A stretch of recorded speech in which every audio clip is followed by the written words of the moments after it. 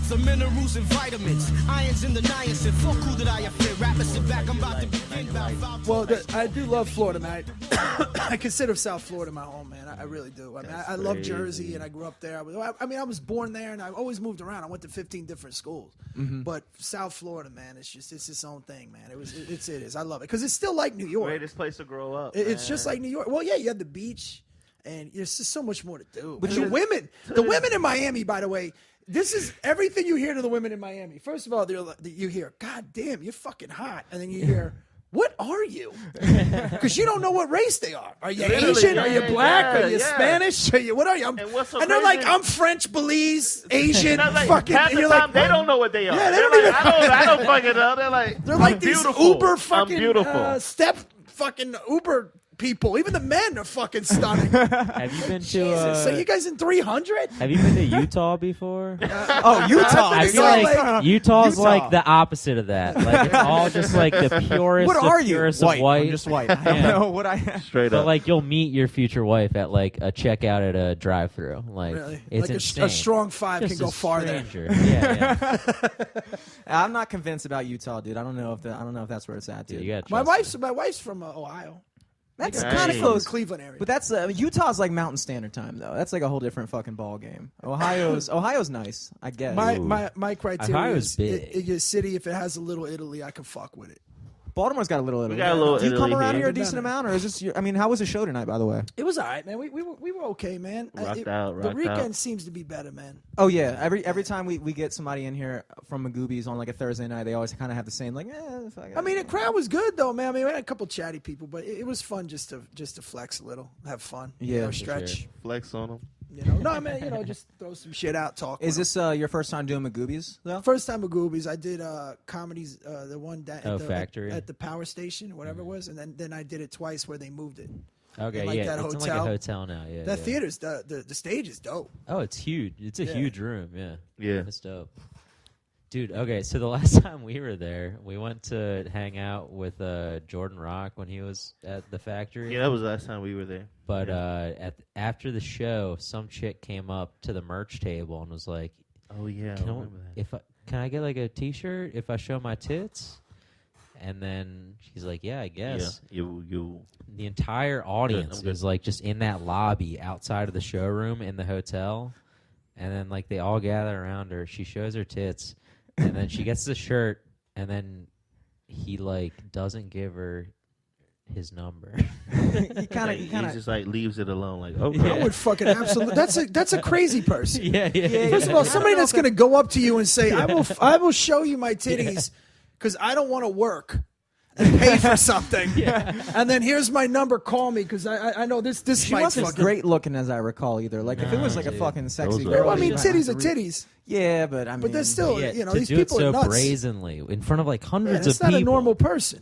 there's That's levels so to funny it. how guys think. Cause we'll There's be like, levels to Oh it. yeah, she's Yeah, I'm not great. gonna lie. Like Then there was afterwards, a- you're just like, oh man. There was come a on. time in my life where I would have fucked her.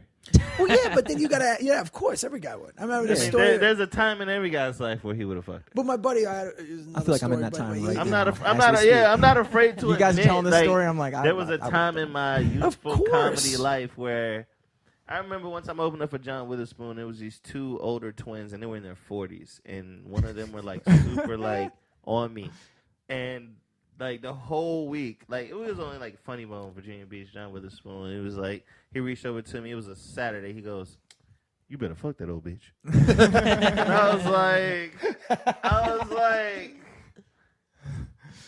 I guess. He had a buddy of mine had a girl follow him into the bathroom and and gave him a blowjob. That's convenient. But then he came out During and the he show? No, this was afterwards. He goes, it was afterwards, and then he came out. And he's like, yeah, Then I'm like, dude, you gotta ask yourself, what kind of a crazy bitch would go into the men's room? Like that never even crossed his mind. You know what I It mean? kind of doesn't. Oh, you're It's just But so I mean, excited. But when you got money, you got to be there's careful, been man. There's been a That's time true. in your career where you were just like, Well, dude, I was locked up for 8 years with one chick, and now I thought you I've meant- been married. It's like, all right, I was like, we need to introduce you to Dark Mark. What the fuck is going on? I've only been in holding cells. You made it sound like that's the first time I ever heard that shit. Like Locked up. Yeah, man. They And then- won't let me out. But Institutionalized. I was not really, I wasn't really into that shit. I mean, look, dude, when you come in, I mean, you got to treat it. You got to look at it. Well, I mean, when you're younger, it's different. I was in the nightclub business before I got into comedy. I started comedy a little later. But When you say nightclub business, were you like a bouncer, DJ? What were I you doing? started. I was at the front door. I worked for some guys. And it was a great club, man. It was, it made good money. But the point is that when you're doing stand up, you really gotta fucking be careful because your job doesn't seem like a job because there's alcohol, there's people that want to hang out with you afterwards. You can get high, you can do whatever the fuck you want to do, and what happens is you notice 6-8 years go by and you haven't done shit. You're just doing open mics and on guest setting at the local club, and you could get caught up in that shit. So I really try to treat it as a business. That's the same way. Does that make any sense? Yeah, absolutely. That's real I shit. play That's real music shit. professionally, and it's the same kind of thing. Like, it's one of the few jobs you can go, you play like a 4-hour set at some fucking bar or something like that, and it's just like you're drinking the whole time you're playing. It's so easy to fall into that But shit. it's one of the perks. I mean, it's great to be an artist, but you can't be popping this champagne. I only pop the champagne when I win. When you win the Super Bowl.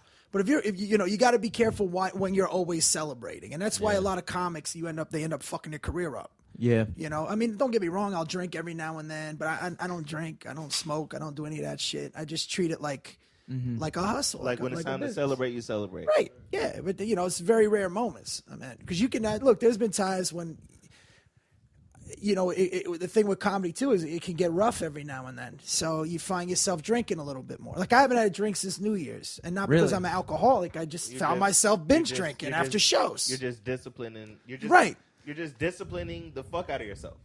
Well, here's how I look at it. First of all, anybody that's a comic is an intellectual. It doesn't mean you're smart, by the way. Correct. Those are two. No, Just have because a lot of those are time two to totally think. different things. Well, that's the problem. Is it's It's not a how lot. you think and how well you think. Right, absolutely. The way you can remove emotion or analyze, and high. you can't bring feelings in this stuff, right? So Sounded great. as an intellectual, also as comics, there's something wrong with you. You're either OCD, Correct, ADHD. There's something eating at you, and on top of that, we're all dysfunctional as fuck. So there is this thing where you really have to know how fucking far you can go. Yeah. And I know where I could go. So why even go there? Why Yeah. even try and get on that journey? Because it could go far. So you pull it back and you stay disciplined, and that's really how you have to make a living in this business. Would Yeah. you say your wife helps out a lot, or being in a relationship, or being? I wouldn't say a marriage. Absolutely. Helps. It keeps you grounded for sure. Oh, Do well, you you just remember- I you remember put back- her before me. Let's just say you want to go to the gym and you've been out all day and you're like, you know what? I'll fucking skip it. But if you know you're meeting your friend there, you force yourself to go. Yeah.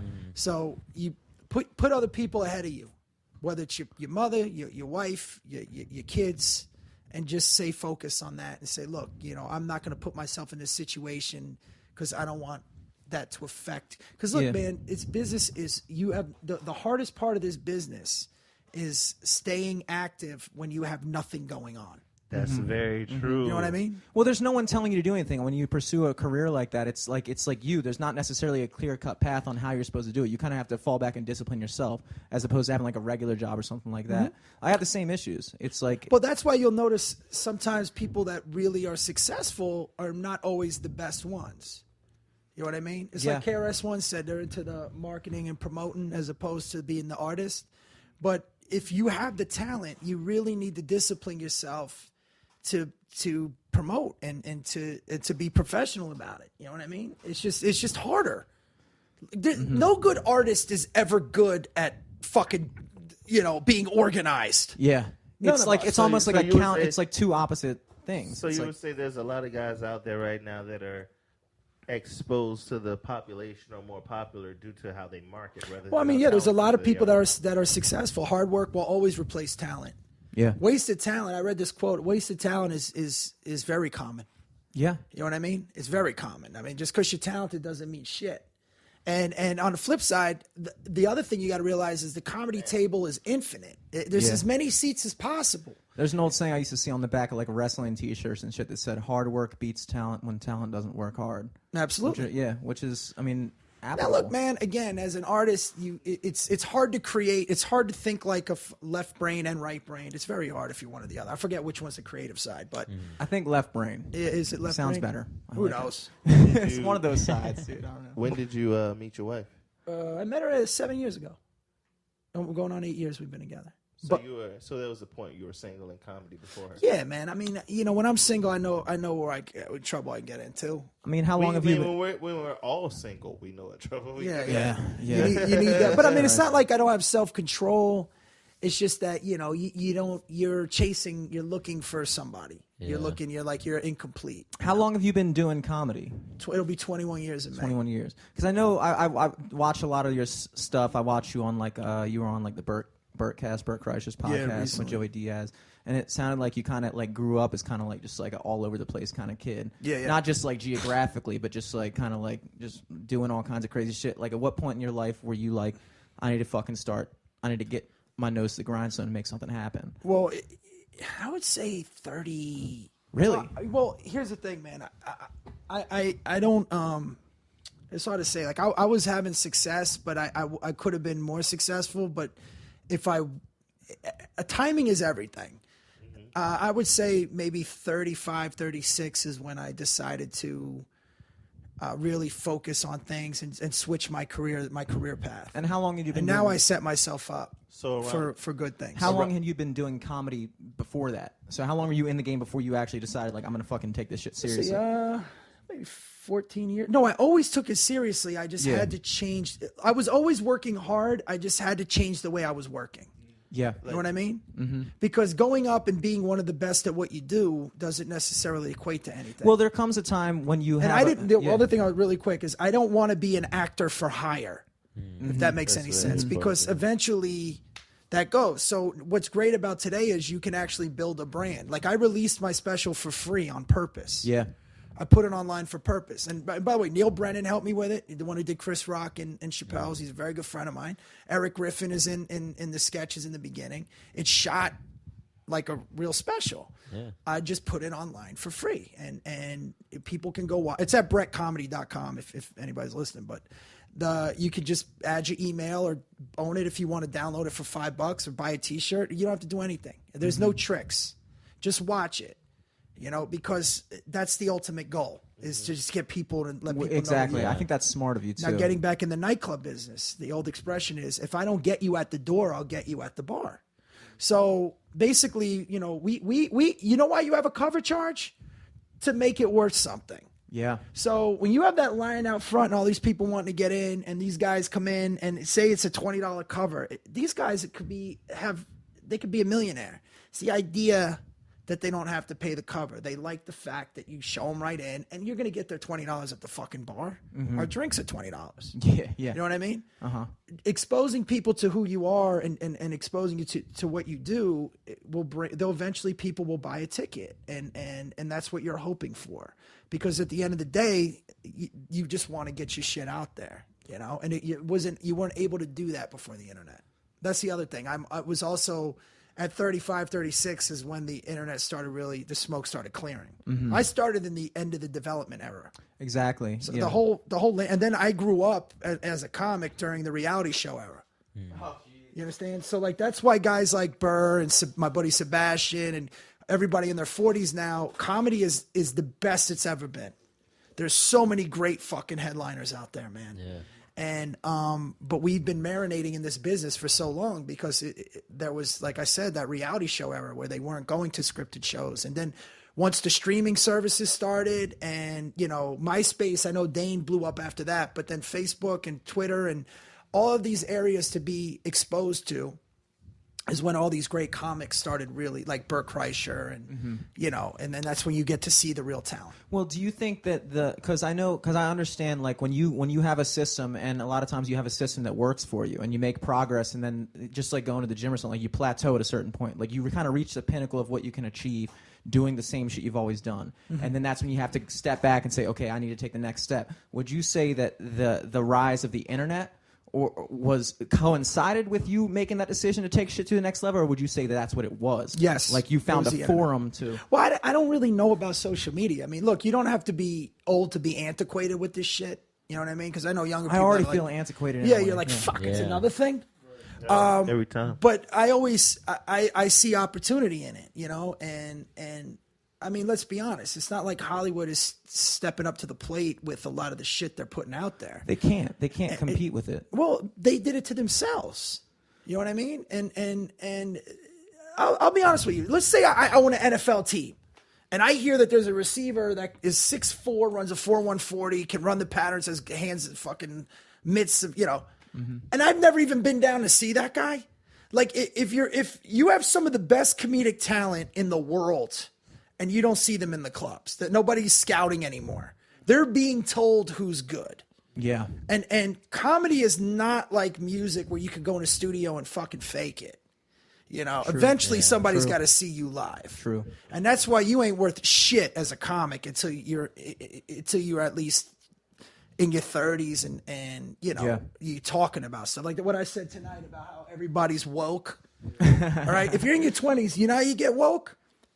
Pay a fucking tax bill, fucking pay for insurance for your family, fucking, you know what I mean? That's real woke. That's woke. Pay property taxes. It's being an adult. That's why when you in your 20s, you're idealistic, which is the way you should be. Yes. But you know, now you need to. I'm saying is the same thing. When you're an adult, you're talking to adults, and with comedy, what makes it so awesome. The older you are, the more relevant you are. That's why Carlin and Pryor and fucking Bill Cosby, dude. Yeah. I mean, you know, I know he got in all that beef, but that guy was a fucking amazing comic. That's something that's almost unique to comedy too, in a way. Yes, it's in very music, unique. it's not applicable. It's definitely a human thing though too, like the wisdom of elders or something. Like go if ahead. someone's older, you automatically like look at them as a source of knowledge. I feel like Yeah, But you I mean, also like, wanna hear what comedy's they say. one of those things. Comedy's like because it's an art form, but it's one of those shamanistic things. Yeah. Where it's like I'm just giving you my ideas and thoughts to life as I have lived it. You know. or how you view it. Absolutely. Yeah. So But see, with music, the problem with not the problem with music is such a thing that you can relate it to an experience that you're having.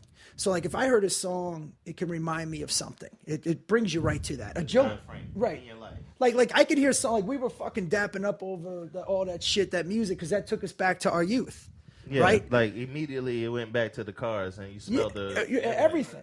Yeah. Jokes don't do that, right? You know, they make you laugh. Music is way more powerful. But Music- with that yes. means that, you know, you have, that's why there's fads with music.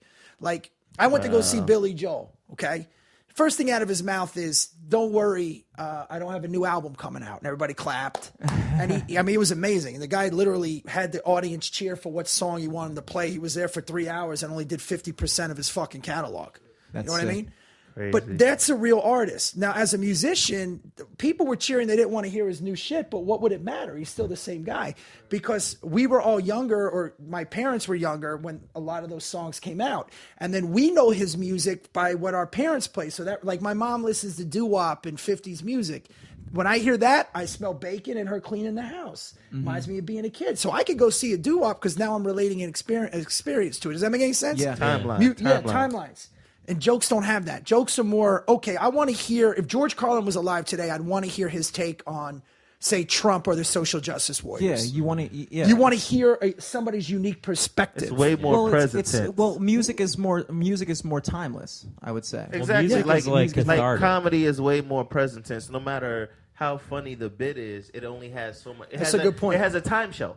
Yes. That's a No good point. matter, Well, I've no heard- matter the funniest bit in the fucking world has a time shelf. Oh, and really quick to add to that, when people fucking say, if Billy Joel says, I don't have a new album coming out, and people want to hear his old stuff, when you're a comic, if they hear the old shit twice, they're like, I don't want to see him again. Like, nobody wants to hear your hits. Maybe one or two jokes. Yeah. But you got to always keep it fresh. But the in between with that, and correct me if I'm wrong, you being the expert, character.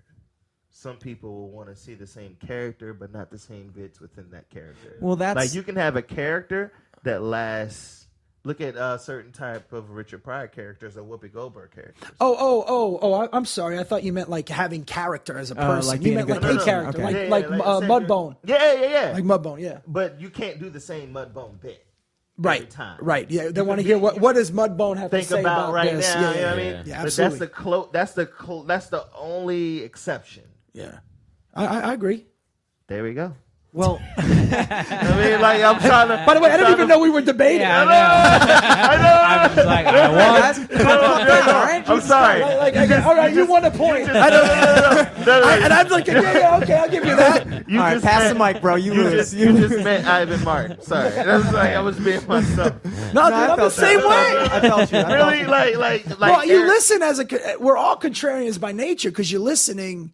You know what I mean? It's so hard to listen without having an opinion or to really listen. Yeah. Because you when you say correct me if I'm wrong, now you're asking me, listen what I'm saying, is it right or wrong? Please correct me. Right. And then I'm like, no, that's right.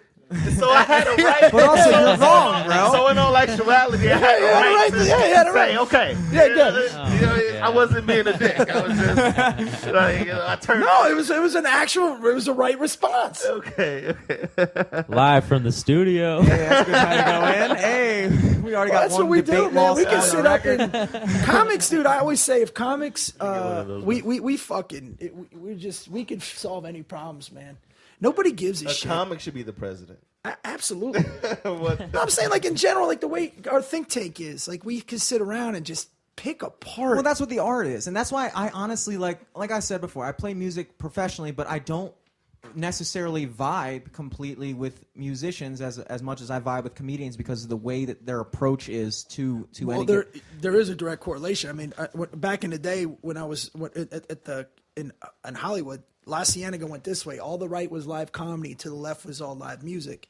So, like a lot of times, I met so many musicians that are fans of comedy, like Tom Morello from Rage, and the dudes that God, what's the song? BYOB. Wake up! System If of you a want a Down. little makeup, Yeah, they're yeah. from. They're always at the Comedy Store, and John Mayer is always there. He's a big fan of stand up, and then it's like secretly comics want to be musicians. Yeah. There's a dope show. Well, rock. and then the reverse too. Say what? It's the reverse too. Musicians want to be comedians. Yeah, yeah, it's sure, like now, it's like like- that mix. Yeah. But my buddy we Josh, were 2 minutes away from freestyling, bro. Stop When Rosie came out? stop lying, like for real. No, but Josh Adam Meyer had a show. It was on Comedy Central for a minute, but he does it live, and it's this comedy jam. It's like a rock comedy jam where comics come up and we tell stories, and then we sing a song with a live band. It's pretty dope. But all the comics are like, fuck it. Like Burr's done like 15 of them because he plays the drums, so he'll play with the band. I play the drums, but I'm not good. And secretly we want to fucking sing, even though we don't. But I'm like, dude, I said you got to do one for like Jodeci, Guy, Troop, early the 90s fuck, R&B, Troop? dude. Come on, man. All for one. All for fucking fuck 90s outta R&B is here, my you know music. what I'm saying? 70s divorce music, like the Carpenters. Intro. Okay. Well, Barry, my intro was fucking. I've heard. I just did one of my favorite What was the music- one song they had? They only had one. If you let me come inside. That was the song, like one of my favorite music bits. That dude, like yo, I swear to God, yo, that's the No, shit. but like I like This that. is some like you used to grind on bitches. I can tell. Everybody, when you dance back then, well, that's the other thing, man. That When was when you would Florida go out high at night, school. You was well, grinding on at the it. end of the night, the last like 30 minutes were all slow jams. You could Yeah. dance with your girl. They don't do that Yeah, no more. they don't have it Yeah, anymore. Now There's they no, play like NSYNC and like, Yeah. Backstreet They let Boys. that- Like, Shit's like Yeah, what the nostalgic for fuck? us, but not for anyone else. Like, Well, that's why I like my grandparents' generation because they just had so much class. Like, look what they sang about love. And that's why nobody acted like fucking animals. well, there's a question. we're that I really had. losing our character in this country. Was the reason why? Because I guess the argument could be that the reason why. What's up? You want a beer? All right, dope. Go ahead. as Jimmy was saying. This break brought to you by Ivan. He's hammered. That's why he's fucked up right now. Okay, what were you I'm saying? gonna let you finish. Let me. I was saying, do you think that the reason why there was that level of like, I guess you call it class, was because the industry kind of limited what was allowed to be put out back then? No, I think it was more the people, what they experienced and what they went through. I mean, you got to remember, like my grandparents' generation. I mean, they came here on a boat. They came from Sicily, but they grew up during the Depression. They fought in World War II. They fought in Korea. You know, they actually realized how close we are to losing all of this. You know, see, the problem with a lot of the younger cats is they're so far removed from that World War II generation. So your grandparents are the baby boomers, which, let's be honest, and I was talking about this tonight on stage. It's something I'm working on, but I'm not working a bit because I really feel this way. I am tired of people fucking shitting on millennials. It's like, dude, leave them alone. We all suck. After World War II, like, I don't know what generation, whatever Eminem is, that's what I am, right? But I'm saying is that, like, we didn't have anything. You know, the only thing that we're very fortunate about is I was directly interacted. My grandparents were a big part of my raising up, but, you know, because I had a single mom, so I would spend times with them. And then my stepfather was almost 15 years older than my mother, and he was of that generation. And plus, you know, I have a lot of strong Italian male role models that I grew up with that were from that era. So there's an era of class that they carried with them that that's just across the board. Well, I think you said it best. Like they were in touch with how close we could be to losing the shit. Absolutely. And so they don't take it for granted. I think the main complaint with millennials is that they are kind of out of touch with the idea of like the fact that like this, you take this shit for granted in a way. Like, well, their whole view of American history is distorted. I mean, even mankind is distorted. It's like half truths. Yeah. You know, and people don't realize, I mean, we love identity politics. And the funny thing is that I was trying to talk about this tonight. It's funny how the news media works. Okay. And let's be honest, they're in the business of selling advertising. Yeah. So for instance, I saw this thing on Tucker Carlson where he had this woman that he was debating that she said that they want to remove the word man from a university. Now, I didn't hear of this until now. You know what I mean? Yeah. So he's saying, oh, this just in. So now they're creating this debate about a topic that I only heard during this debate to get people riled up. Same thing with CNN. I mean, you know, they're only giving you half truths. Like, first of all, that my buddy was the principal at Stonewall Douglas. Okay. And my other best friend's wife, her sister was a teacher there. That kid went to school there. Yeah. You know, I mean, and I know this because of the Facebook posts, but at the same time, because I mean, I'm telling you, we're 1 degree away from that, from everybody there. Mm-hmm. You know, they kept saying that kid didn't go to school there. He was an actor, right? He went to school there because I saw it on a couple of posts. A couple of people like, did he go to school there? Yeah, like, they showed him. Around, But on the flip side, CNN did not allow some of those kids to ask the questions that they wanted. So it was like a lynch mob. Well, that's you know what I mean, but they prey on getting people angry. Well, that's the problem, is that a lot of people don't understand that the news business is in the business of creating controversy. Because if you can create controversy, you can create interest, and so it's almost like you kind of get lost. Well, if you get people angry, it doesn't matter. It's a knee jerk reaction. I'll give you an example. In Darwinism, right? All right, and it's late. When you feel pain, right, to avoid it, to avoid whatever might be dangerous, it's for survival. It's in your DNA. We have hundreds of thousands a year of programming, right? Yeah. Anger is like that. It's an initial thing. So once you get angry, you've already established the anger. You're not going to sit there and think. You don't decide to get angry. You feel it first, and so it's like a Pavlovian response to whatever you just saw.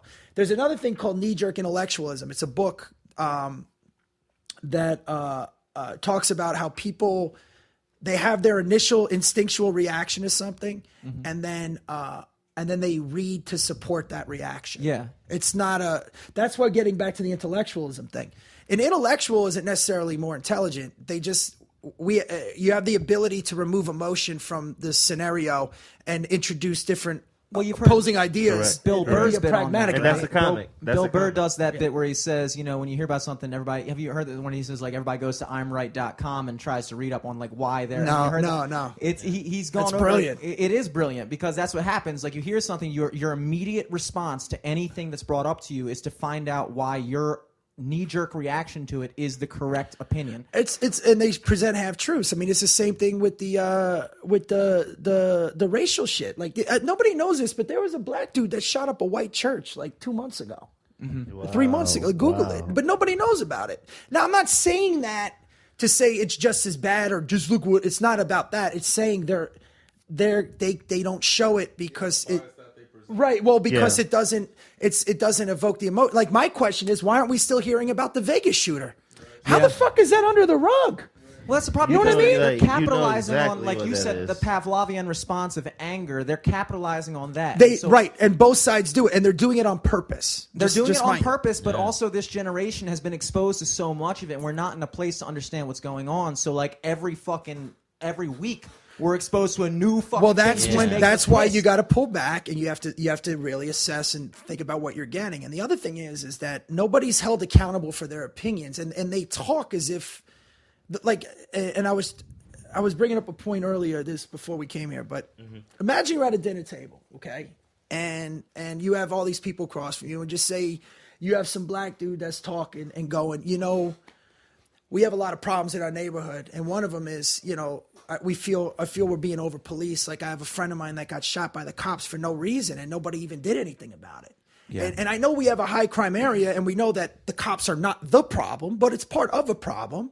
And it just feels like there's no justice, and that that nobody gives a fuck about us, and it bothers me. And then the person across from you goes, "Well, all lives matter, so what's that matter?"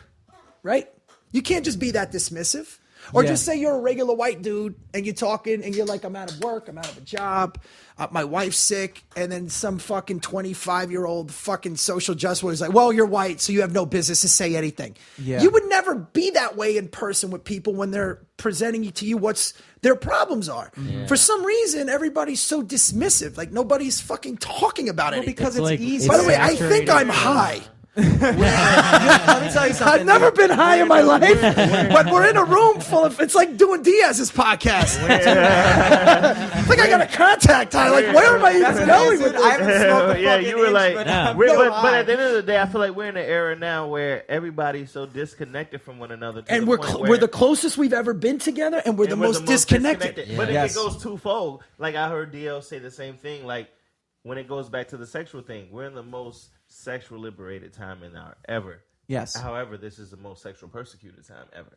But the thing is because it's starting to balance out. Look, here's the other thing I've noticed, and is that in doing comedy this long, I'm in 30, 35 cities a year.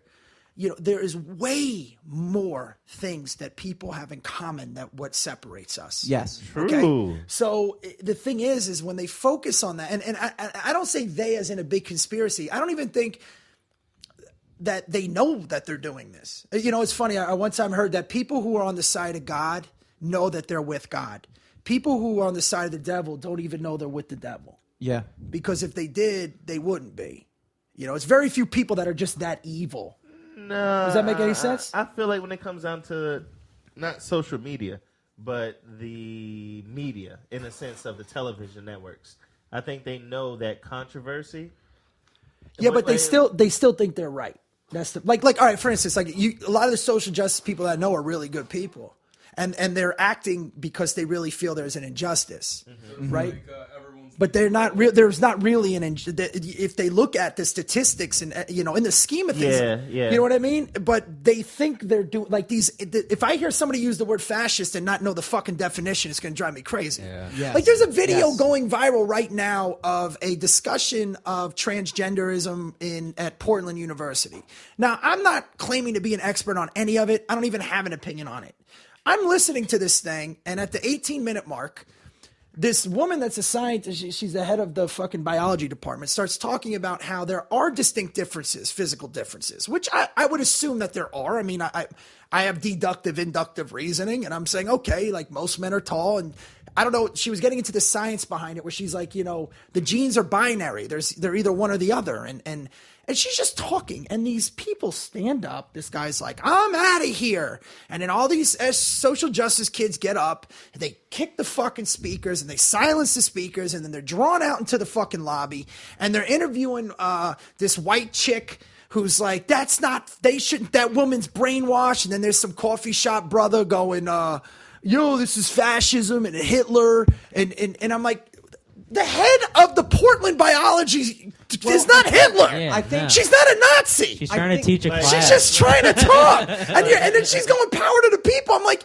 you just interrupted a group of intellectual Dude. people that are discussing Your something. parents Well, are paying for you to you're do ruining this. the people. I think. Yeah, right. White chick. Like, who's, there's a level of disrespect on top of you saying she's being yeah, disrespectful. but stop saying fascist. You're being the fascist. Well, Brett, I think, and that's why this orange. That's why Trump's in office.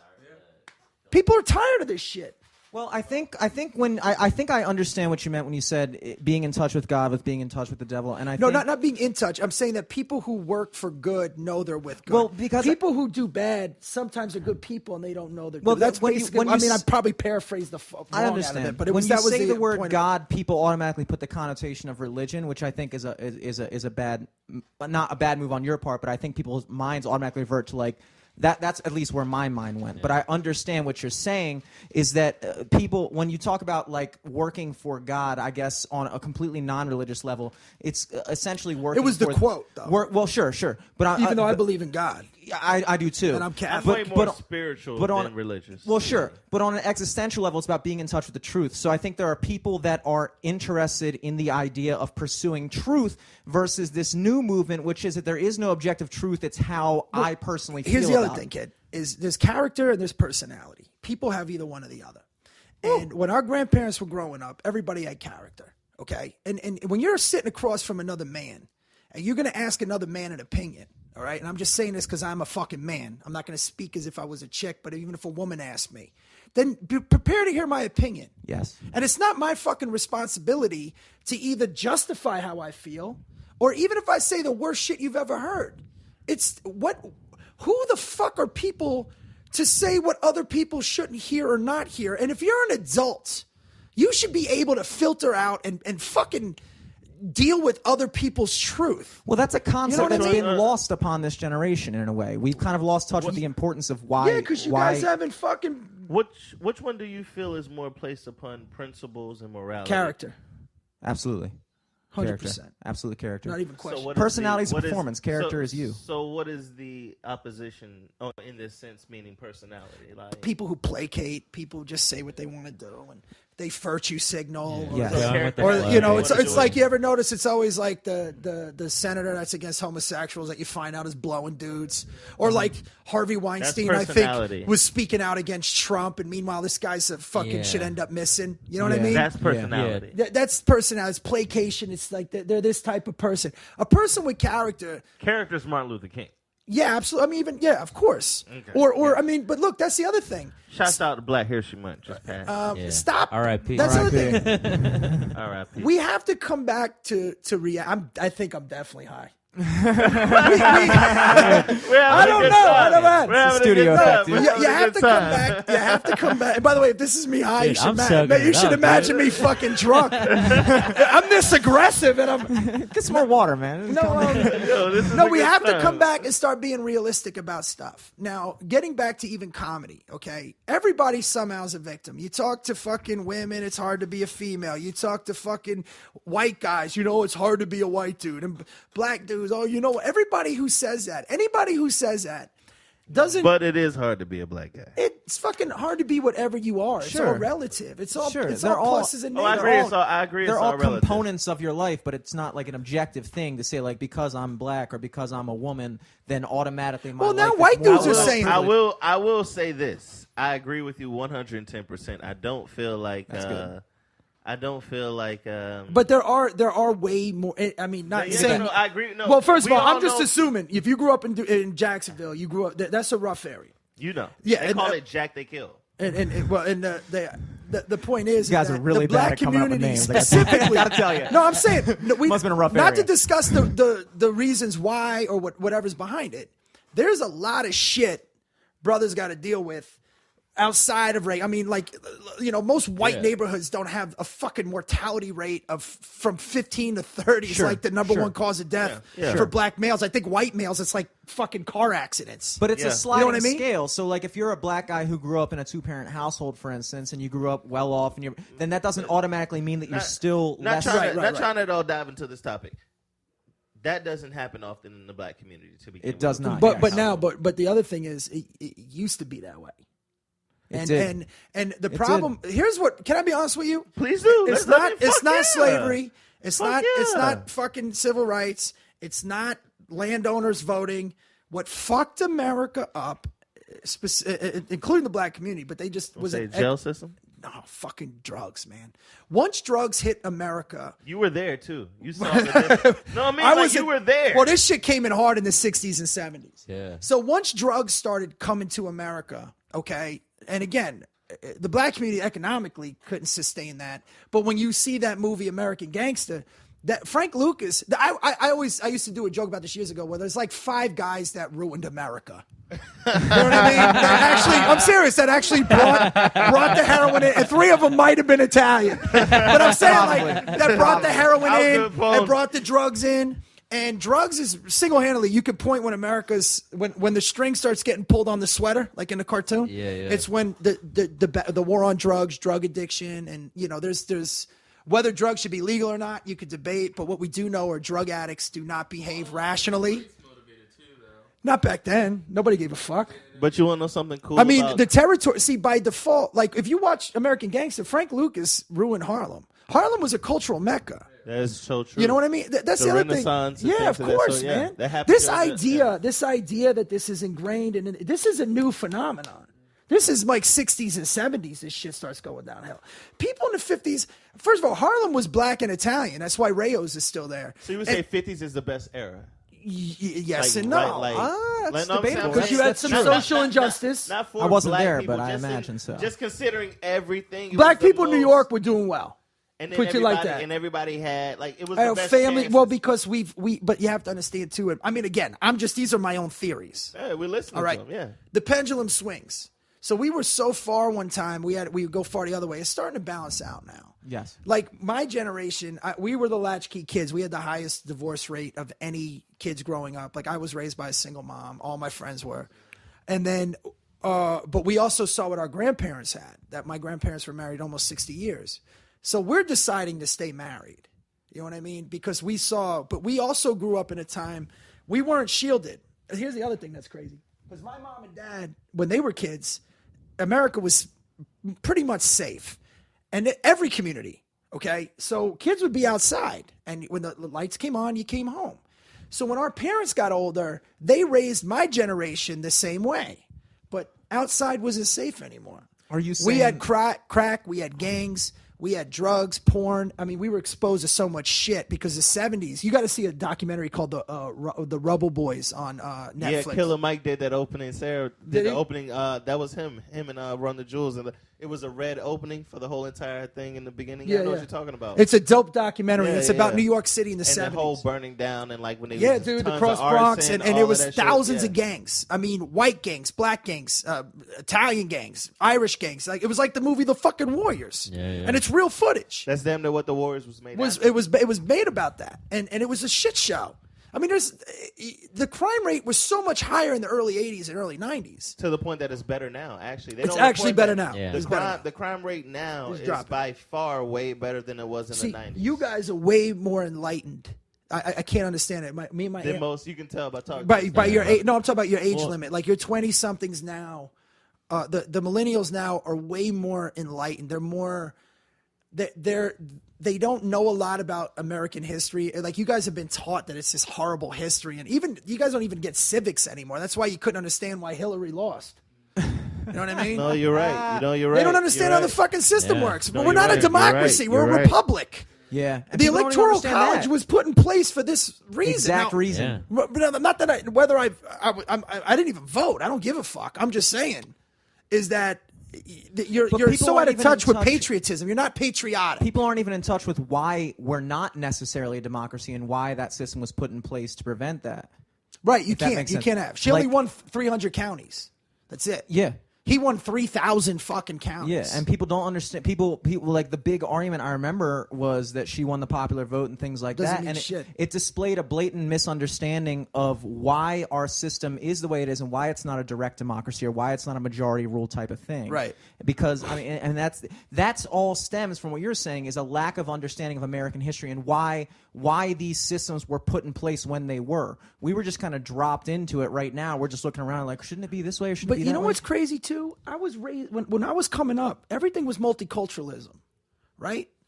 And the black on black crime movement was actually brought to the attention by the I think it was Russell Simmons. It was the black community in the rap gang. There was a rap song. We're all in the same gang, and then there was self destruction. Yeah, I was about to Remember say that. Chubb Rock? Yeah. Black With on black. Chubb Remember Rock, that? It's important. Queen Latifah, And they literally put that up there to raise awareness of this high mortality rate in the black community because it's like out of control. If this was a disease, there would have been a full court press to cure this. I mean, we're not just talking. We're talking children. I mean, just it was insane. It's still bad. But then it dawned on me that, and then we had Barack Obama. You finally had a black president, and from that point on, everything started to. It's almost like, just say there is a conspiracy that they all got together and they went, okay, this doesn't mean. Let's start reverse engineering this now. Now we're talking about what is it, culture appropriation? Yeah. Right. Yeah, which is And strange to me. It's fucking strange as shit. It's weird. It's weird the concept of like people. It used to enjoying be each other. worldly. It used What to we be talked worldly about, like the when you fact knew that there about was that a shit. white woman in Portland that they closed her burrito shop because she wasn't Mexican. Remember? Did you ever hear That's that story? insane to me. But I then haven't again- heard about that, but that's insane. But you know what I mean? Don't you want to celebrate? That's what made America great. Is you celebrate that. Yeah, and You it's know what I almo- mean? We're Yeah. going against those principles. And the in a other way. thing that's bothering me is black people really need to start looking into how important and how much of this country is yours.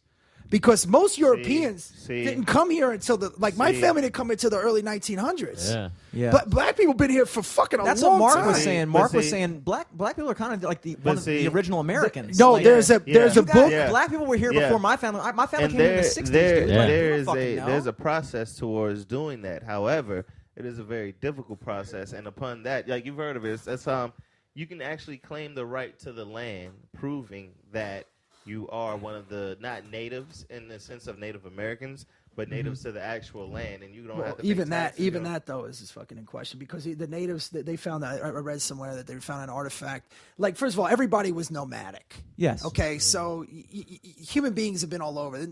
According to science, that I guess we all either originated Yeah, I in mean, Iraq back or then- even Africa. Back then, it could have been Pangea. What Right, it the fuck? doesn't- You know what I'm saying it Like, doesn't- could have all been together. We So, could have all been right. all over. And the Sicily's a perfect example of that. I mean, you said you're Sicilian, right? Yeah. Like that region was inhabited by the Greeks, the Italians. Well, it was the North most conquered. Africans. It was the most conquered area, but Yeah. it was only for a while. Yeah. But getting back to the point, though, is that there's a thing called getting back to my point, not the point. Oh, you're right. You're right. You know what I mean? Yeah.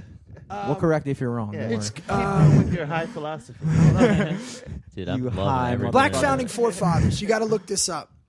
There's Glenn Beck did a special on the Black founding forefathers, and there used to be a book in Texas is starting to bring it back that about the Black founding forefathers in America, and there's a lot of stuff now that like there's a famous painting where there's a black dude holding a Lafitte's horse, and they're like, oh, that must have been his slave. No, motherfucker, that was his general.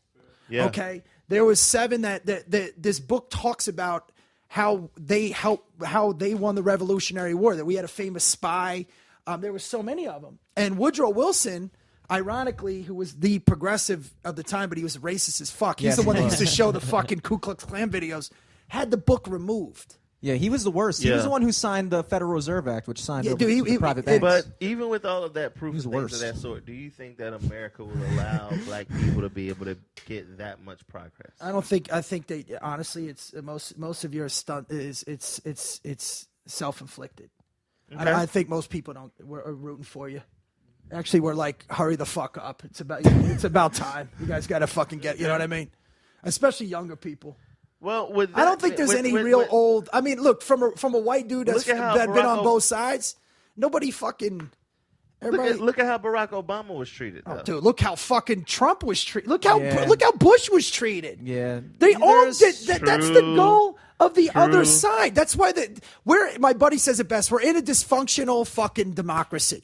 Okay? Whenever you have a president in, the other side automatically starts fucking gunning for him. We've lost touch that it's all us. Well, dude, It's Trump us hasn't even versus been. them. He wasn't in office a day, and it was already coming. I mean, They're he talking wasn't- about impeachment, blaming him for everything. Look, there's enough to not like this guy about. Yeah. But when you keep piling it on, and I mean, George Bush Jr., they made a documentary about this fucking Fahrenheit 9/11, which most of Yeah. it was bullshit, and they Yeah. won an Academy Award. How do you really How feel about this? 9/11? Let me ask you this question: What if in America, when Barack Obama was president, that Comedy Central put out a cartoon called Little Obama? Yeah. And all it did Absolutely. was show Yeah. what a fucking clown he was and how Yeah. stupid he Or was. look at the shows now. Which it's just- again, Bush Senior and in my opinion, Barack Obama and Bush Senior were like the only two presidential candidates that actually carried themselves like fucking presidents. Yes. Clinton was a clown. GW was a fucking Yeah. Yeah. Yeah. you know he So- was, and now Trump, just this guy. I mean, dude, his mouth is going to overshadow any of his accomplishments. Yes, unfortunately. Yeah. Aside from that, though, we got a lot of bitches that listen to this, so they want to hear about other shit. So I don't want to I don't want us to talking about, drive dog? down the entire No, of anyway. course, whatever, man. Yeah, because you're high now. I'm actually, I don't think I am. Let's have, that's exactly you. That's exactly what people clear. say. But they have, I don't know. You're going. I don't yeah, know. Yeah, it have to. You're hitting that next wave right now, Yeah, bro. yeah. Live from the I studio. thought I'd be laughing. Yeah, no. No, You dude, just, no. you just Can we sum it up in one thing? Yes, sir. Why it bothers me is one, again, Talk to us. It's bleeding into our business, and it just seems like that people are, whatever your side is, they're trying to stop progress. It seems like we're regressing. Yes. And it Yes, makes that's the no word for it, fucking yeah. sense to me. And the other thing is, I don't know any of these people I see on like that they're showing you. You know what I mean? I saw another thing. Remember, I was talking about him arguing with the social justice about the word "man," which I never heard of. I saw the one hell is that? online. It said there's some white guy being a racist, and it says alleged Trump voter goes on racist. What the fuck does that allege? Yeah. What the fuck does that even What does that mean? mean? Yeah, exactly. And there's one more thing you should look up. Alleged Trump You should look up. He probably did though. He probably voted for him. Allegedly. There's another video of there was a Trump rally that the Black Lives Matter movement came, and the press wasn't there, so it was like an impromptu thing. The Trump people allowed the Black Lives Matter people to go on stage and speak. Oh, I saw that. Right. And there were people clapping for what they were saying. So there was some boos. And then afterwards, they were like, be respectful, let them talk. And then I read somewhere else that afterwards they all hung out. Like they had a barbecue and they were all hanging out. But you didn't see that on the fucking news. They don't Yeah. want you to know Yeah. that because that doesn't create No, I'm serious. that Pavlovian anger response. They want you to think that shit is fucked. And I have a lot of friends that voted for They Trump. don't want you to see the dialogue. They don't want you to see the resolution. They're all the working solution. against you, yes. And they're all that- great guys. They're just businessmen, and they're like, "Look, I'm not a fan." The Trans-Pacific Partnership was what they always said. I had some friends in Pittsburgh that were in the steel, TPP. that they were like, "That's going to be the nail in the coffin in the steel business." Absolutely. I agree with that, actually. Yeah, I do agree with it that. was bad, and then you know, whatever. I just say it because it bleeds into our business, and now you have people monitoring what you're saying. They're almost Yeah. like the feds in a van, listening for the one word. We got them. Do you feel like that's affected? I mean, this is an obvious question, but I mean, It has performing affected now entertainment. versus performing 10, 20 years ago. Do you feel like you can say less now? Like, No, do you I think really? I think that I could get in trouble for more, but it's not going to stop me. Yeah, that's my trouble, point. What's trouble? Unless they fire me from the show I'm on.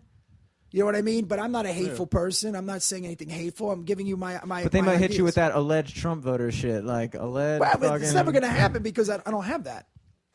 What you got? I'll turn him up. But yeah, what is trouble? Yeah. Now, right now, I meant, you know, I have a show coming out called Cobra Kai. Okay. That is based off the Karate Kid, you know. fuck So yeah. let's just say I'm on a stage and somebody didn't like that I made a joke or something. The thing is that our business needs to just tell them to go away. Like I remember when Ellen was for J.C. Penney and all the conservatives upset that there was a lesbian that was for J.C. Penney, and they ignored them and they went away. Yeah. Just start ignoring these people. Yeah. The problem too is they need to be heard. The fringe needs to be heard. Because if they're not heard, they're going to do something to be heard. Right. But we need to stop listening to them. Does that Yeah. make any sense? Yeah.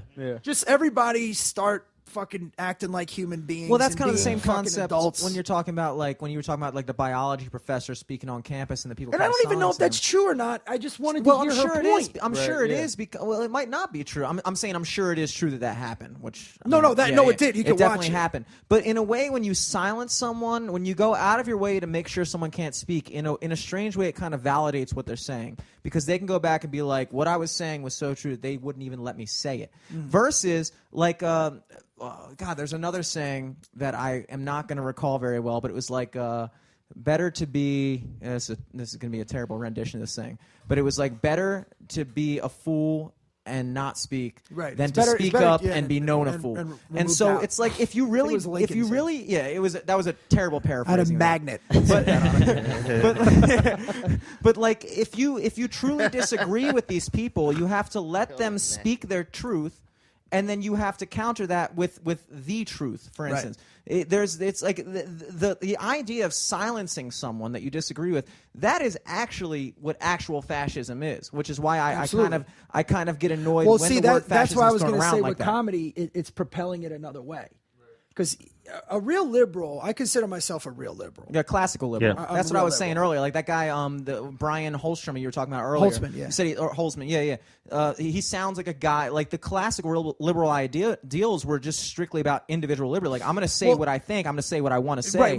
The words morphed. I mean, they're basically, from what I remember reading, is that the origins were based on spending budgets, conservative spending and liberal spending. Yes. And then it became a mindset. But, you know, I'm an old school Democrat, John F. Kennedy, New Jersey, fucking union guy. You know what I mean? That's what my party was. I'm an independent now.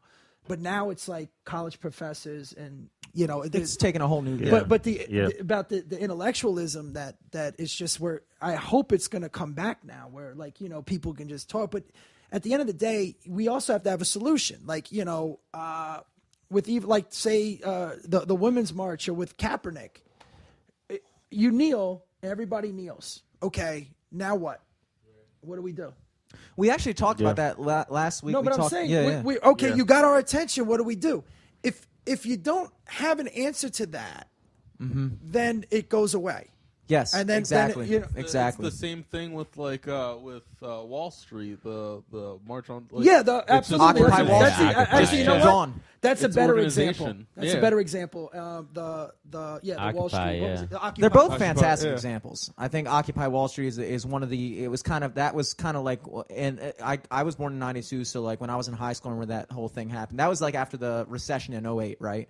Occupy Wall Street with the yeah, housing well, It's like crisis. the mortgage crisis. Yeah, the mortgage crisis, that and everybody went in on that, and that was kind of like the first like big movement where everybody, because that was kind of also when the internet started popping off, and so people were able to mobilize these massive movements. But I went to Yeah. two of them. I went to one in L.A. just see what it was about, and then I was in Ohio. I was performing at the Improv in Cleveland. And it was funny because I pulled up in a limo. Taking me home. You are the 1%. Yeah, and I got out and I rolled the window down and I just started talking to him and nobody really had any answers. And I'm like, you know, well, take a guy like me. I was raised by a single mom. I came from nothing. I've been in this business at that time, 16, 17 years. Why do you have just because I have something isn't the reason why you don't have anything. Right, yeah. You know what I mean? Yeah. It's like the expression, just because I'm for me doesn't mean I'm against you. Yes, Right. yes. You know what I mean? And you could be both. I could be for you and for me, and everybody can eat. I just was confused on what the point was. It's one of the reasons why I like Bernie, in a sense, because I like the Glass-Steagall Act. That was actually something that you could go, okay, we reenact this to help put regulations on Wall Street. You know Yeah. what I mean? And that was something that there's no path to the solution. Yeah. You know, it's just a lot of noise and a lot of people's feelings and a lot of people being angry. And there's no solution to Well, this. I think what we were saying last week is that because And I think that's intentional. Well, it is intentional. sure, yeah. Well, it's intentional and kind of. I don't necessarily think that the media outlets understand that that's the effect they're having. I think the media outlets just like they're for them, and so they understand that if you can. That keep was on, when I tried to make Yeah, that I mean, the yeah, God devil everyone's thing. the That's hero what I of said. their keep own on if you story. That's can what I keep meant. on posing a new controversy and keep on Yeah. keep on getting a new anger response from people, then in a way it's kind of like there is no like. I kind of lost my. Listen, train. I'm going to say this about your generation, which is also pretty cool. The way you guys talk now was kind of like cats in the '60s. You know what I mean? And in the '70s, the beatniks. But I'm saying though, not just not the radicalism. I'm talking about everybody was talking and being political about it. I'm predicting in like 5 to 10 years, the movie making business and the is gonna it's gonna be dope again, like it was in the '70s, where people are telling stories. You know what I mean? And the acting is on to par with the writing, is on to par with the directing. But it's not going to be from Hollywood. No, it's Hollywood's not. in the And it ass never for used to be either, man. We got to remember that the international film market used to be strong back then. Yeah. I wasn't alive back then. This is from just reading books on film. Mm-hmm. But I think that there's going to be a strong movement within the net. When you guys start hitting your mid-30s is when, or it could start. It's starting with us now. You could see in the quality of comedy that is coming out now. You know, because like Burr's older than me. There's guys that are just popping up now, or 7 years ago, you know, that are some of the greatest that have ever stepped on like even Chappelle, man. You know, What did you think of his last special? I gotta be honest with you, man. I don't watch stand up. I'm not a fan. I just love doing it. But when I'm at the clubs, I saw Dave work it out a few times because he did it at the Belly Room. But I saw him around the store, and I would sit in the back and when he was working it out and listening, because I'm either up next or I just got off. And and I was listening. I'm like, this dude's on a whole other fucking level. You talk about that's a really brilliant dude, man. So he put out those I think two he's one of the specials. greats, yeah. The second one almost ties into what we were talking about earlier about comedy having like a time frame of its relevance and like the height of its humor. His second special, like he talked about Weinstein like 2 weeks after that case broke. What did he say about insane. It was he just expounded upon like Louis, he expounded upon Weinstein. I don't like remember specific jokes right now. I'm fucking high as shit, but like it's like it's almost like you're watching it in the club, like how relevant and how timely it is. Like it was a crazy experience. Yeah. I really want to know more about you. Like within your comedy career, when did you what was that moment when you knew like, okay, I can do this full time now? Well, it was the first paycheck I got. I got a deal in, like quitting your job. Well, I was working in 2003. I got a pretty big network deal, and then I got a one after that. And then I lived. What was that? It was with ABC, and then another one was with WB. And then I lived off of that for a while. And then I've hit a shit ton of triples. I haven't hit a home run yet, but it also came with I was in the traditional way of getting known. Like the Vince Vaughn movie really blew me up. Yeah. And then, but I was always known in my circles of the comics knew me. And you always get more work from How'd your you peers. get that? Did Vince Vaughn discover you? How'd you get that gig? Well, we were kind of well, yes and no. I met him right before he did Old School, but there was a show in L.A. called Dublin's. It was on a Tuesday night, and you'll hear a lot of the guys in my generation and even a little younger than me, like Chris D'Elia and them, talk about it. But it was dope, and because in like the early 2000s, you had the Comedy Store, the Laugh Factory, and the Improv. That was in Hollywood. Yeah. The Comedy Store, I'm a store guy through and through. But like when we were there, it would be like Rogan, Dice, but nobody actually came to the store. Eddie Griffin used to go on, and it was always dead. And what? Yeah, it was dead, man. It was be like, this is 2005, man. It just started picking up like the last 2-3 years. But that was an era before that, too, though. Yeah, So of course. it was like a gap Yeah. so it was a gap. You gotta understand, comedy. So what was that gap? Live What- comedy was on the ropes, man. What era was that gap where Like the soul was dead? 2003. Like if we had 100 people in the OR, we were happy. And then by 1:30, midnight, 12:30, be like 4 or 5 people there. So you say That's how you get good, by the way. You say 03 to 08.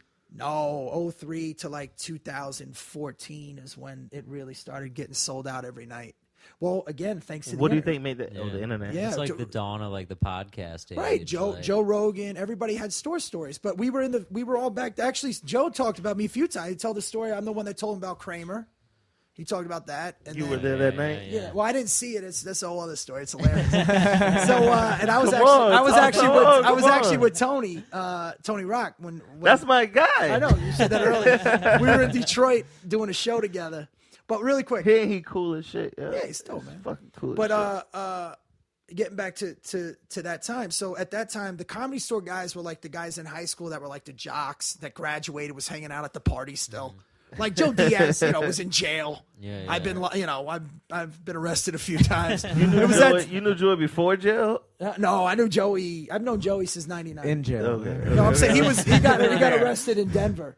Yeah, okay. And then the Improv were like the student council kids. Right, Yeah, they were yeah, like yeah. the alt scene, and a lot of them at that time. And Like then the the Laugh student Factory government were like people, those, yeah. the debate team. Yeah, and then yeah. the Laugh Factory kids were like those kids that could go to any party. But when Dublin's happened, it was an all-star of all the best of the clubs. So we would all go in there, and it was packed. And that's Vince used to go there. I met so many people there. I remember Justin Timberlake used to go there when he was dating Britney Spears. Hey. Dublin's was just a spot. It was upstairs on a comedy club. Yeah, it was at a nightclub. The Jay-Z, remember Bubbling in Dublin's, Can't Deny Me. It was like a hot spot. And then they had it up. It was just upstairs of a club. It was upstairs, and they would take the fucking the booth out, and it would be a stage where where people would sit, and we would stand in the corner, and it would be packed. You couldn't get in there. Now back then Wow. again, none of the industry came to the Comedy Store. All right, because it was bad parking. Nobody was there. It was really fucking. When you were at the store back then, you had to be dysfunctional as fuck and really bring it. What? Who made Dublin so poppin'? It was a Jay promoter? Davis Was and this it- guy, Jay Davis and Ahmed. I met. I remember. Now, him from Ahmed toured Comedy with Central me and shit. Yeah. on the Wild West tour. Jay Davis did the Tourgasm thing with Dane. And then Ahmed's Oh, best is he friend. like the super Christian one? Yeah. On Tourgasm? Oh my god. And then, So like and they then used to just promote the shit out of it. well, it was just a hot Hollywood night. It was like young Hollywood. And then, but then the industry would come, but they didn't control the room because they heard it was hot, and then they would have to sit in the fucking back of the room. Wow. And it was like, porn stars and fucking actors, and it was just like, it was like everybody was wearing Von Dutch. You know what I mean? That type of shit. the trucker hat era. Trucker hats and Von Dutch. Pharrell was popping at that It was time. fucking- And you know what? That song it ain't no holla back girl. All that shit at the time. That's crazy. So, I remember that era. So it was like an all-star game, and then Vince used to go there all the time, and I was performing there, and he saw me perform, and then he was like, yo, and we would hang out after that, and then he came up with the idea of the tour, and then we shot it as a movie, and then the rest was history. Would you say that was Nice. like your break? Probably. Well, I had gotten my deals before then. I was making a little noise in Hollywood, but not internationally, absolutely. I mean, because then I had to go to Toronto. I went to the film But the festival. quitting the job thing was with the first deal. the Was in first network deal. 2003. What were you doing before that? I was waiting tables at the Cheesecake Factory. Yo, I was gonna ask you because you did a fucking bit And I was about teaching. this, you did a bit about like the strawberry lemonade. I used to work at Cheesecake Yeah, Factory. fuck that place. And I don't think I'm kidding. It was Oh all my right. God. Food, I still eat there. I love the place. As a restaurant, it's great. I was fired from Working there? Cheesecake Factory. Yeah, me I too. worked there for yeah, but you Both do, of you guys were not up to standards. Oh, absolutely not. Absolutely not. The bottom of my jeans were always fucking dirty, dude. But Those then I was fucking white-ass teaching. jeans. I was a teacher. Substitute teaching from time I to started subbing, but I taught I taught in Watts, and then nobody, like the teacher never showed up, so they time. What was offered. the craziest substitute teaching experience you ever had? Well, I'll be honest with you, man. I still talk to my kids. They're all older now. Nice. One of my students, he fought in the Boxino tournament for the belt. Another kid's at Arizona right now pitching. Nice. But I taught third. I took over a class, and then I taught fifth. You want to hear something funny? So, they didn't know I No, did dude. comedy at all. Yeah, I know, right? Like, please don't. No, tell. So I go to the principal of the school without saying names. I says it was Friday after Next came out, right? Okay. And Maj Jabrani is one of my best friends. He played Holy Moly, and then Cat Williams I known, and I used to do a lot of the shows Cat used to host. He used to at have that yellow casino. Crystal Palace in Compton. Yeah, yep, I did yep. that show, and then this dude named G-Mac used to do shows at Pink in Casino. in Inglewood at Okay. the Yeah, casino, and it was crazy. It would be like Cat would host, Kevin Hart showed up, Chris Spencer used to do it all the time, Rodney Perry. Those are fire shows. Yeah, oh, dude, it was fucking dope, man. I mean, Somebody said that's where Ice Cube discovered Cat. it might at have that well, casino. I was gonna say when I first moved to LA, I only did black rooms for 3 years. I I got into the store in 2000, but because I grew up around mostly brothers. So one of the kid that I was about to say, like, that's fairly obvious. so one of the kids that was my little brother's best friend, he played football at the U, and then he went to the Dolphins, and then he left after a year, took the signing bonus, came out to L.A., and then he brokered that movie All About the Benjamins. And then when I moved out there in '99, I mean, he's like, he's my little brother. So he's like, yo, let me hook you up. So then Buddy Lewis and Kim Whitley had a room at the Ha Ha on a Wednesday night, which was, urban. Kim Which Whitley. means black. So, Kim? Kim Whitley. So then I went up there, and then after that, this dude G-Mac was like, yo, man, you're pretty good. I was doing comedy for 3 years before then. He says, can you do my room? So he had the Inglewood Park and Casino. Then he had this room called The Gig on Melrose, and they kept me working steadily. And then I got into the store in right around end of '99, 2000. But I was only getting like one spot a week. So brothers took care of me, man, for fucking 3 years. Even like I'm we all still tight, but it was such a good time for then. But I forgot where we were going with this shit. We were just talking about the I don't times. think we were My going. experience was different. Like totally opposite. Like it was a lot of white promoters that helped me out, like Gary Minke and a lot of guys. Oh yeah, Gary Minke, yeah. I know you fucking know Gary Minke. Yeah. Like it's old like Gary. ain't he like the craziest motherfucker? Well, see, comedy is the ultimate meritocracy. If you're good, you're good. Bring it. Yeah. You can't fake. You can fake this shit on TV. You can fake this shit in movies. You can't fake this shit at a nightclub. Yeah. That's what I love about it. It's just you and a mic, and then if you can get down, you do it. I remember one time Gary called me and he said, "Yo, Ivan, I'll give you 2 dates." He said, "I'll give you 2 weekends if you drive to Richmond and pick this chick up and take her to the airport." 30 hours. Like, I lost it was like some crazy shit. But you can believe me though, like that was like the type of shit. And he definitely gave me those 2 weeks. Like after that, like I started featuring. And like Troy, the West Virginia Funny Bone, the one at Marshall before he got. Is that gone? that now? shit's gone. Yeah, it's gone now, right? That shit's gone. But those were like. But I'll tell you, man, we're just our own little fraternity. Like we all look out for each other. Oh, that's what I was getting at. The school. So I go to the teacher. I'm glad. Let's do it. So me and Maz used to stand in line forever at the Laugh Factory to do time, and then we all used to work together. So Kat used to host, but then when Friday After Next came out, Kat was blowing up. So all the kids in my school were like, this is a great story. So all the kids in my school, your class. in my class. Well, the whole school came out, all the 5th grade class. So I went to the principal. I said, listen, because the kids don't know I do comedy, right? I said, look, I have a couple friends. They all about Cat Williams might come. So they said, okay. So we brought Cat down and Maz Jabrani. I actually asked Maz to come speak first because they all were talking about Friday After Next. And then it was like this, and Maz. It was hot. But Maz brought Cat. So now we're all in the classroom, right? And Maz gets up and he starts talking about how he's an actor. I studied at Berkeley. Okay. And I'm Persian, and he was going in and talking about acting, and then Cat went up. Dude, he was talking to them like he was like, hey, look, man, Pippin's real. Like he just was trying to tell you, and the principal looked at me. She's like, Mr. Ernst, like Cat was talking to him like it was Scared Straight. I'm like, yo, these kids are fine. These aren't high risk kids. You know what I mean? She's like, I think he's keeping it a little too real.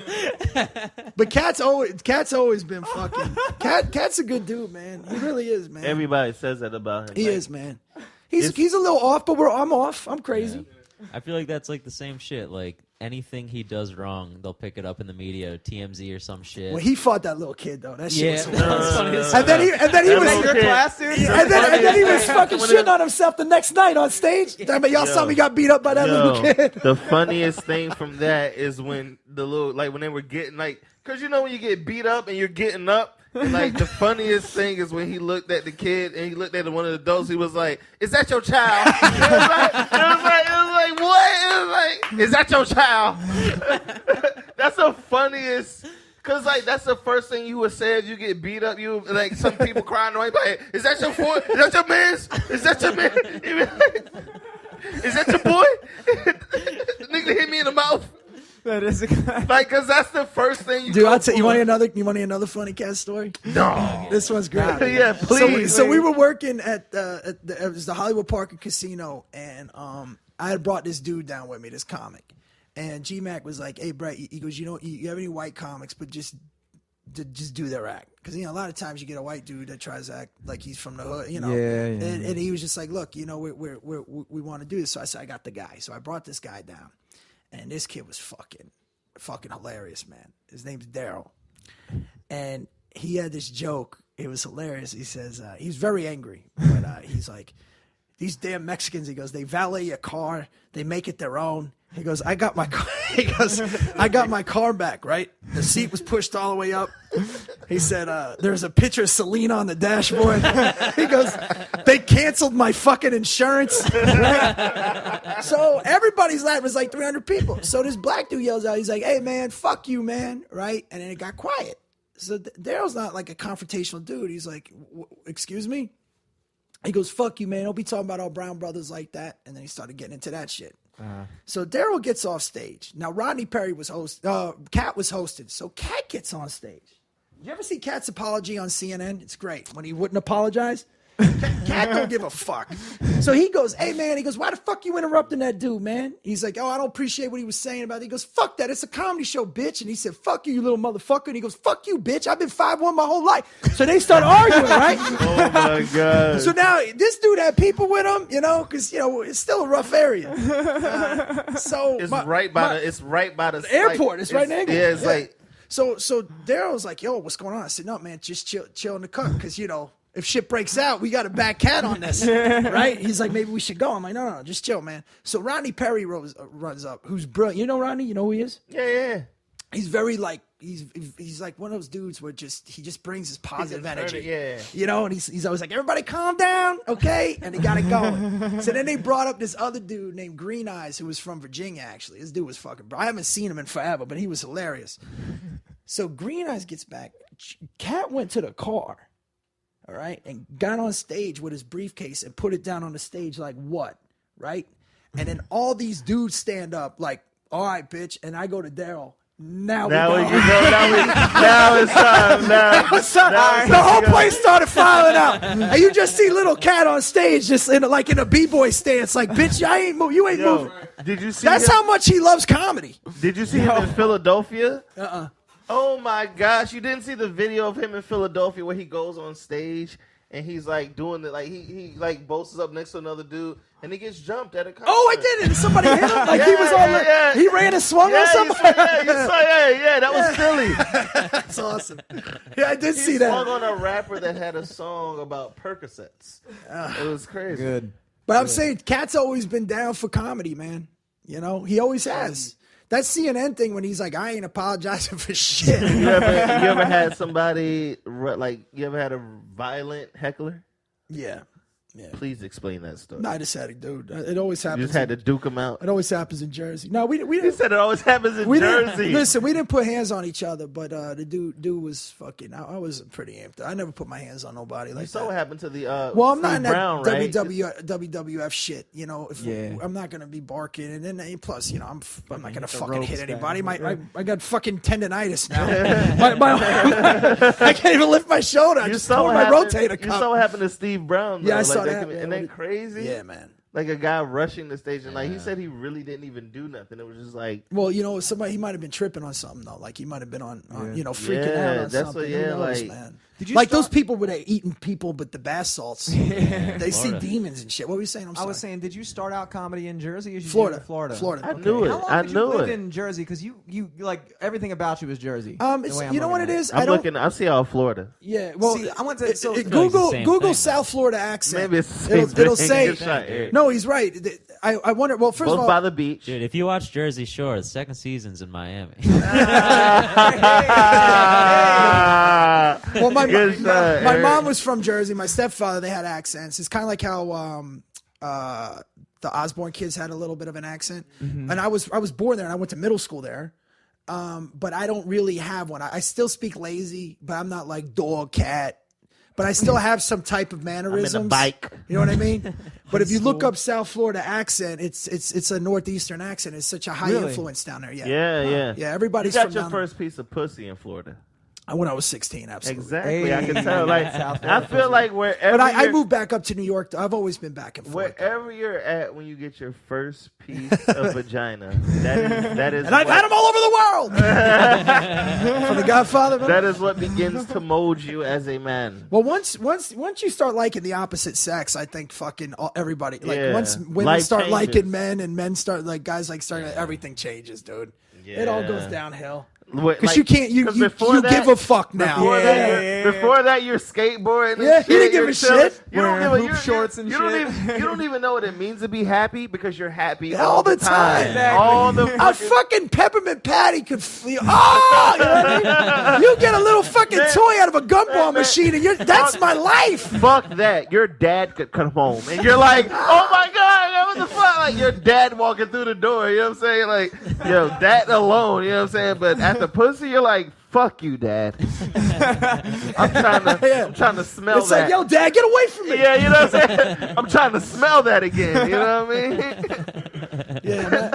I was never that kid though with When my did mom. you I mean, I first- was raised by my mom, but I was never that kid. Like, you know, the kid was like, you know, drop me off down the street. I'm like, fuck that. I walk in the party with my mom. I'm like, come on, Carol. Fuck that. I'm not embarrassed My of you. girl. So when did you? So when this is even crazy. So when you first got your knowing that you and your mom are so close. Yeah. When you first got your first piece of ass, you told your mom. Hell, fuck no. Oh, you're not that close. Hell no, man. Hell no. You We can't don't tell your talk dad about that that shit. You don't talk about I that wouldn't even shit talk with to my your dad mom. When about I that. first- I don't when even I talk What's about your that. national? We Greek or something? I'm Greek and Italian. Yeah, Hey, both, mostly yeah. Greek. Mostly Greek. Our moms are like, Yeah, I can't. Yeah. are up here. As far as My she's grandmother concerned, was I've never. My grandmother was my idol. I My love mom her. was very like upfront with me, like to the point that like I don't even like when I first was like young and shit. My mom used to bring her friends. She would bring her friends over to like go, and then they would leave and go shopping. But she would make sure her friends brought her daughters, and they would leave us at the house for hours. Fuck. Oh, so she was socializing you in a way. Yeah, That's man, cool. Like my mom was a pimp. It's awesome. That's Yeah, dope. You know what I'm saying? Nah, Like, my mom, I would bring girls over and try and sneak them out. My mom's got breakfast for us. I'm serious. I'm like, no, Mama, who's your friend? Yeah. You know, it's funny, man. The Karate Kid, and I'm not just segueing this because I'm on the show, the new show coming out. This is about to Right? go like. No. him out on That BritComedy.com. relationship between Daniel and his mom, it always reminded me of me and my mother. My mom was like that. Remember when they're pushing the car and they're like, "Nice car, Miss LaRusso," and she's like, "Oh, hi, boys." You know, like, are those your friends? Like my mom, like me and my little brother. We used to get our hands dirty, right? We used to get our hands dirty. My older brother was more of the responsible one, you know, and So it's 3 of you. there was 3 of us, and then, but I remember like. Like your mom was tough. One man. time we got my older brother like a leather jacket for Christmas, but like the security tag was still on it. You know what I mean? And like a lot of shit. And my mom it would just go right over her head. Really? Yeah, so because she didn't- just was like, because with us, like we know, like you know, I don't know how y'all, you know, your mother, but like my mom was just, we protected her. Yeah. You know what I mean? She was, we never really fucking did all that crazy shit that you see some Yeah. kids yelling and shit like that. I mean, first of all, we get the wooden spoon. Yeah. Or the shoe, or the fucking race car track, Or the belt. or the extension cord. you- That's- I was yo, you a nigga for sure. Oh, dude, that shit fucking hurt. Yo, nobody in this room has been hit with an extension cord. That I shit- know that's for the a worst. fact. Beg to differ, dude. I know that for a My fact. mom hit me with that one time. It was She's my like, dad, I won't but do that again. Yo, It made a noise. I was like, ah! She's like, oh my, okay, this one we're gonna put this away. Your mom had black friends for sure. She definitely had to I mean- where did she get that from? Like, It's oh I don't know if it's my right to say gosh. because my dad used to beat the fuck out of me. Not But with an also, extension yeah. cord, nigga. I swear to God, he did. I swear to fucking God. My dad used to beat the fuck out of Well, me. Greeks dude. are fucking. Is he Yeah, Greek or Italian? My dad is the Italian. Italian. My mom's Greek. My mom's 100% What is Greek. there's a little. It's That's not what I'm that big of a saying. difference. But man. I would go to like like I know I'm white, but I would go to like my actual like real white friends, like just like we don't even know what we No, are. no, no. We're I just was from talking Europe about that on type stage, shit. buddy, and it's okay for you to say that. We call him my grandma said the American or the fucking manja, the white bread. Well, here's why, because I was saying that it's true. On the construction sites, like the Italians would bring their lunch. Frank Spadone was talking about this, he's an Italian comedian out of Montreal. We just did a show together in Addison. And he was telling me about this, the way they call him in where he's from. It's like manja bread or manja cake, the manja cake. But my grandma said they say white bread mayonnaise, right? But what that meant was when they were at the construction site and they were eating, like the Italians would bring the lunch, it was fucking, amazing. Yeah, and like then the regular white people would eat the sandwiches with the big white bread, and they would eat it, and they always referred one to them. slice They of thought it meat. was like cake. You know what I mean? Yeah. So Yeah. they always referred to them as white bread mayonnaise, but that was because of the sandwiches they ate. Now I watched. And black people will have chicken. Huh? And the black people. Well, have that's chicken. more of a Southern thing, but yeah. Man, Soul you food know is what? Southern cooking. You Ivan, are you're 100 Southern, you, though, You are dude. 100 yeah, Florida. Hey, I'm yard I'm bird. from And also- Florida. I don't know no other way. I'm in Florida Jersey, 100. like, is Baltimore viewed like? Because I went to Towson. I went to Towson Sorry. University for a year, but I grew up in Towson, and Towson University is like all people from Jersey, Long Island, and shit like that. Yeah, it's because they have baseball there. yeah. And they viewed like Baltimore as kind of a southern place. Like, is that kind of Well, like? it's Baltimore is south. Southern. It is, right? Maryland's, but it's not south of the like Mason-Dixon line. Mason-Dixon. It is. No, south. it The is. Mason-Dixon It is. line no, is right below. Yeah. So then it Maryland, is. Pennsylvania line is Mason-Dixon. So technically, we're in the south. But to people that are in the real, because Well, that's why they call it the deep south. Yeah. People, Well, yeah. People in the I call it the We were real still a South. Union state People in the real in the South Civil War, don't which- call. If you have a subway system, you ain't in the South.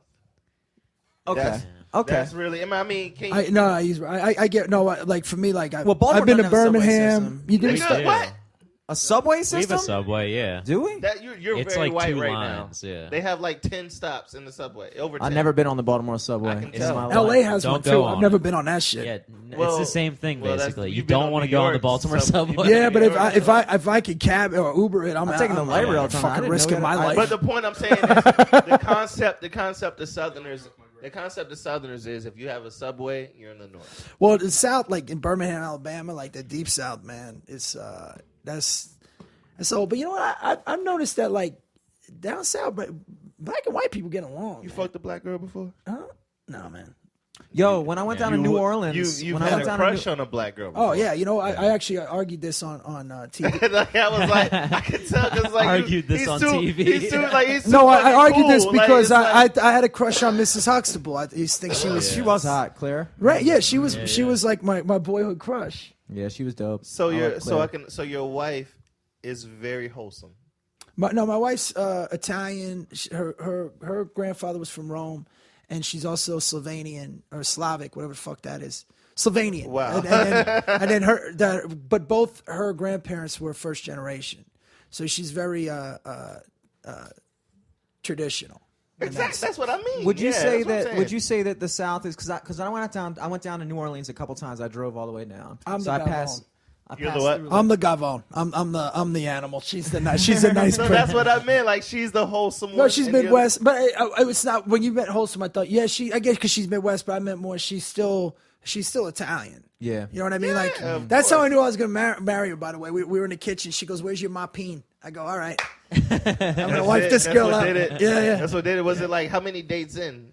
Well, we were long distance for a year. I met her in Chicago. And So then I used to after fly that, her in. You met her on the road, Well, yeah, I met her at a restaurant. She was working. but like you Damn. were doing a show at the time. Not. Well, I was in town. I went to pick my buddy of mine played for the Titans, so I was going to watch the Bears game. I picked the tickets up, then I went to go see a friend of mine You were that traveling. ran the restaurant. Yeah, but I was in town gigging, and then I met her there as a waitress, but she didn't know it. She didn't do my show. Must be a nice guy. Then I ran She into do her a long year and a half distance later. My man right here is the same way. Like he was long distance for a while too. I I'll tell you remember. this, buddy. Yeah. I knew. Are you? How long you been with your girl? Like 3 years. I knew right away. When I saw her, I knew. All of us in here, like Well, you guys are don't get married till you get 30s. Yes, I'm not thinking about that Yeah. yet. Don't I'm just trying to say- don't even bring that I'm up. just trying to say Yeah. everybody Yeah. in here No, I like, have, has and she got very girls mad. that we like. We're like, okay, As a this is joke. like a girl I mess with on the right. Like this is a girl. All right, well, I I'm mess telling with you right regularly. now, first of all, wait until your 30s to get married. Number one rule, especially in comedy. Just wait. because you're doing it in your 20s. It's gonna fuck everything. Were you in a I would feel relationship like- in your 20s? Yes, but it actually. I'm that type of dude though. See, me too. Your relationship And- I would guy. feel like it takes a special type Well, of no, girl. when I'm single, I'm single. But I Yeah, meant yeah. like I like Yeah. if I'm in a relationship, I like to make that work. Man. Yeah. I'm not saying anybody here is married or anything like that or seriously. But I'm just trying to say when we do get to that era, let me know if okay. I'm not gonna say it. Anyway, Say it it. takes a special kind of girl to be with a comic that's on the road and always out and about. And Well, it's I felt that to make it work, you got to make them feel secure. So, like, I give my wife all my codes, everything. I don't got nothing to hide. You know what I mean? yeah. And just Was that take what it. kind of like in your relationship in your 20s? Like, was this like a long term thing? or Yeah, I it- was with this girl for 8 years. Was that what kind of like broke it off? Was you were doing Just your it thing? was a lot of things, man. Yeah. A lot of things fell apart. I couldn't handle it. I was my brother had just died. I lost my older brother, and then I was like, it was just all over the place, and we just weren't meshing, and Yeah. there was a problem. It became toxic, and when you get in a toxic relationship, it's very hard to get out of that. Yeah. You know what I mean? And, It is. And the only way you get out of it is if you spend a lot of time apart. But I was. It's so funny, man. When you think, put it like this, man. Just hang in there. Wherever you're at in life, just hang in there. Because Yeah. you don't know how this journey's going. on the Yeah. know I what only I mean? asked that On the- because Like I met yeah. my wife. I thought I would never get married, and when I saw her, remember when fucking Michael's in Sicily and he sees the girl in the fucking Thunderbolt? I fucking knew, and I thought about her for 3 days because there was a part I left out. I ran into her a year and a half later because she had a boyfriend at the time, and her girlfriend went to introduce me to her, and I remembered her right away. And then also the other thing is that my uncle's best friend that I call my uncle, he went on dates with her mom. Damn. yeah. See, I mean, like years Well, later. I mean, this is we're like a talking like in the cousin in a way, '70s. yeah. No, I'm just saying is that we were, we were. you been, saw like, it in orbiting. pathway beforehand. Yeah, so it was synchronicity. In the sense of relationship, just like Ice-T said, he said a lot of people make the mistake of thinking that love is when you look someone in the eye. A lot of people make the mistake of thinking that love is when you see someone in the eye, you look each other in the eye, and we feel love. But the real definition of love is when you're standing beside someone, and the both of you are looking at the same destination. Ooh, that's I like deep. that. That's deep. There's like 5 stages of relationships, and the movies only show the first one. Yes. And relationships are a choice, and they take work. And eventually, this is your partner. I mean, you look at it like this. This is who I'm going to war. This is who I'm going into business with. You understand? It's going to be me and this person. So I have to do everything in my power to make this person want to do business with me. And sex comes and goes. And the thing is, if you want to get laid, that's easy. You really have to really assess. First of all, you got to be honest with who you are and what you deserve. Does that make any sense? Yeah. You can't be sitting there asking for somebody that's the opposite of what you are. You can't be like, I want this person to do this, this, this, and meanwhile, I'm none of this. Yeah. You know what I mean? Yeah. And let's be honest too. As a man, you have to also be ready for fucking. You gotta be able to handle your fucking business. Yeah. Everybody talks about a level of commitment and a level of like fucking responsibility. provisions and shit too, man. I mean, look, women can talk all this shit about inequality, but they judge us too. They do. All right. I mean, women are upset if you say, "Oh, they're too heavy" or fat shaming, but 95 or 98% of women love tall men. Is that height shaming? Yeah. They like security. They like to feel a certain way. I'm a traditionalist in that aspect, and my wife is as well. And in order to be a man, you got to have your shit together, and that's the way it is. Yep. All right, you got to learn to compartmentalize. You got to learn to think pragmatically. You got to fucking hold back your emotion, and you need to really fucking. And by the way, I'm still learning this. It's hard. Yeah, it's a You lifetime can't process. talk to women the way you talk to your boys. Of okay? course. I have a rule Learn of that, thumb. yeah. Number 1 rule: I do not. Learn that. You learned that the hard way, right? Real hard. Here's my rule of thumb: I never call my wife a name that if I ever heard another man call her that, I'd break his fucking jaw. All right. The problem is though, what they consider yelling. Oh yeah. I'll be like, what do you do? Don't break. Meanwhile, they can do whatever the fuck they want. You know what I mean? But you raise your tone a little. They're like, it's your tone. It's your tone. Like Oh, I hate that shit. But they really feel like you're yelling at them. Yeah. It's like, no, I just really care about this subject. But you got to have direction. You got to know where you're going, and it's just it's very hard to, especially in this career, to get it all together. Because again, women need attention, and I'm not saying that they need to be oh baby, what do you need? I meant you need to have your shit together. A little tenderness. Absolutely. You know what I mean? And this way, you're not always focused on. Sometimes what we do is we'll be upset about something else. Yeah. It's like finances is number one. Mm-hmm. If your money's not right, and now you're gonna go out and you're counting what she's ordering, Yeah. you're adding it up. Yeah. You're like, fuck. I think Sebastian has a great bit about that. You're doing there's the phone bill. And, we're always thinking that way. And when you have those pressures on you, sometimes you start to resent them indirectly. Does that make any sense? And it can cause problems. Absolutely. Absolutely. I don't know. As a black man, I've always, because everyone here right now is with a white woman. So as a black man, I can definitely say, like it is different. It isn't totally different. It isn't totally different, but how about this? Going back to what you just said with the whole entire with the dynamic thing. between a man and a woman is still a dynamic. No.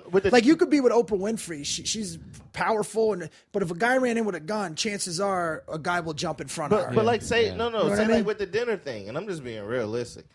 In most situations, there are way more severe consequences if you're with a black woman and you're like, I need you to get the bill, than with the white woman. And from my perspective, just straight up and down. Have you ever? I hate to be Ali Sadiq in this situation. Have you ever dated a white woman? Why would you? He just said he's with one now, right? No, he's a black fuck woman. out of here. Nah, he's unique. Unique. Why every time I'm on this fucking podcast, you're like, I could never have any other chick listen to the podcast. You're like, your girlfriend's name is Unique. You're like, I think it's a great name. Anyway, It's Well, you don't unique. date white I've dropped it on nights that you weren't here. Yeah. I've never dated a white girl. But I'm I've saying, had sex with a white girl. but the thing with that is, I think cultural does play a part. Absolutely. Plays a huge, as much as So does religion. Yes. Yeah.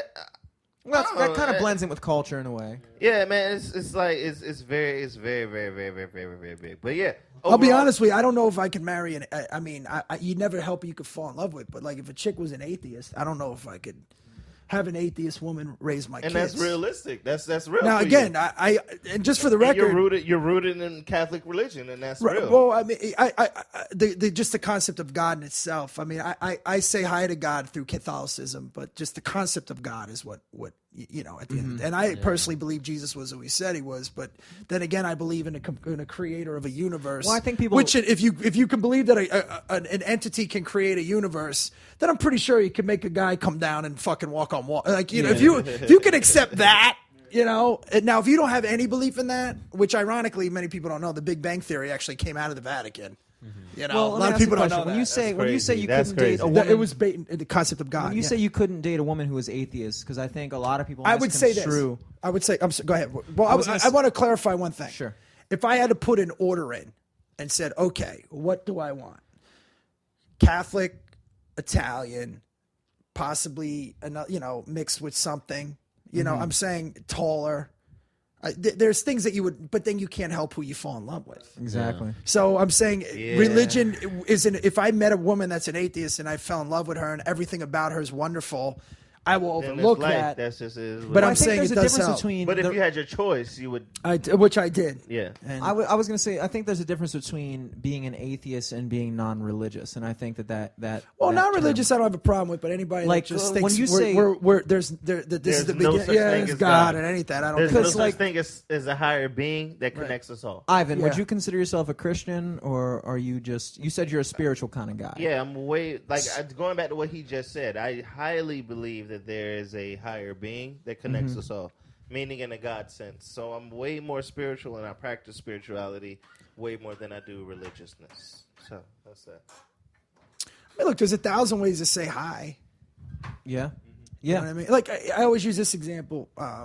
Yeah, but I I always agree. say mom because none of my friends have fathers. But if if your what your mom is and what your mom is and what my mom is and what your mom is, that definition I just don't is count. is all different.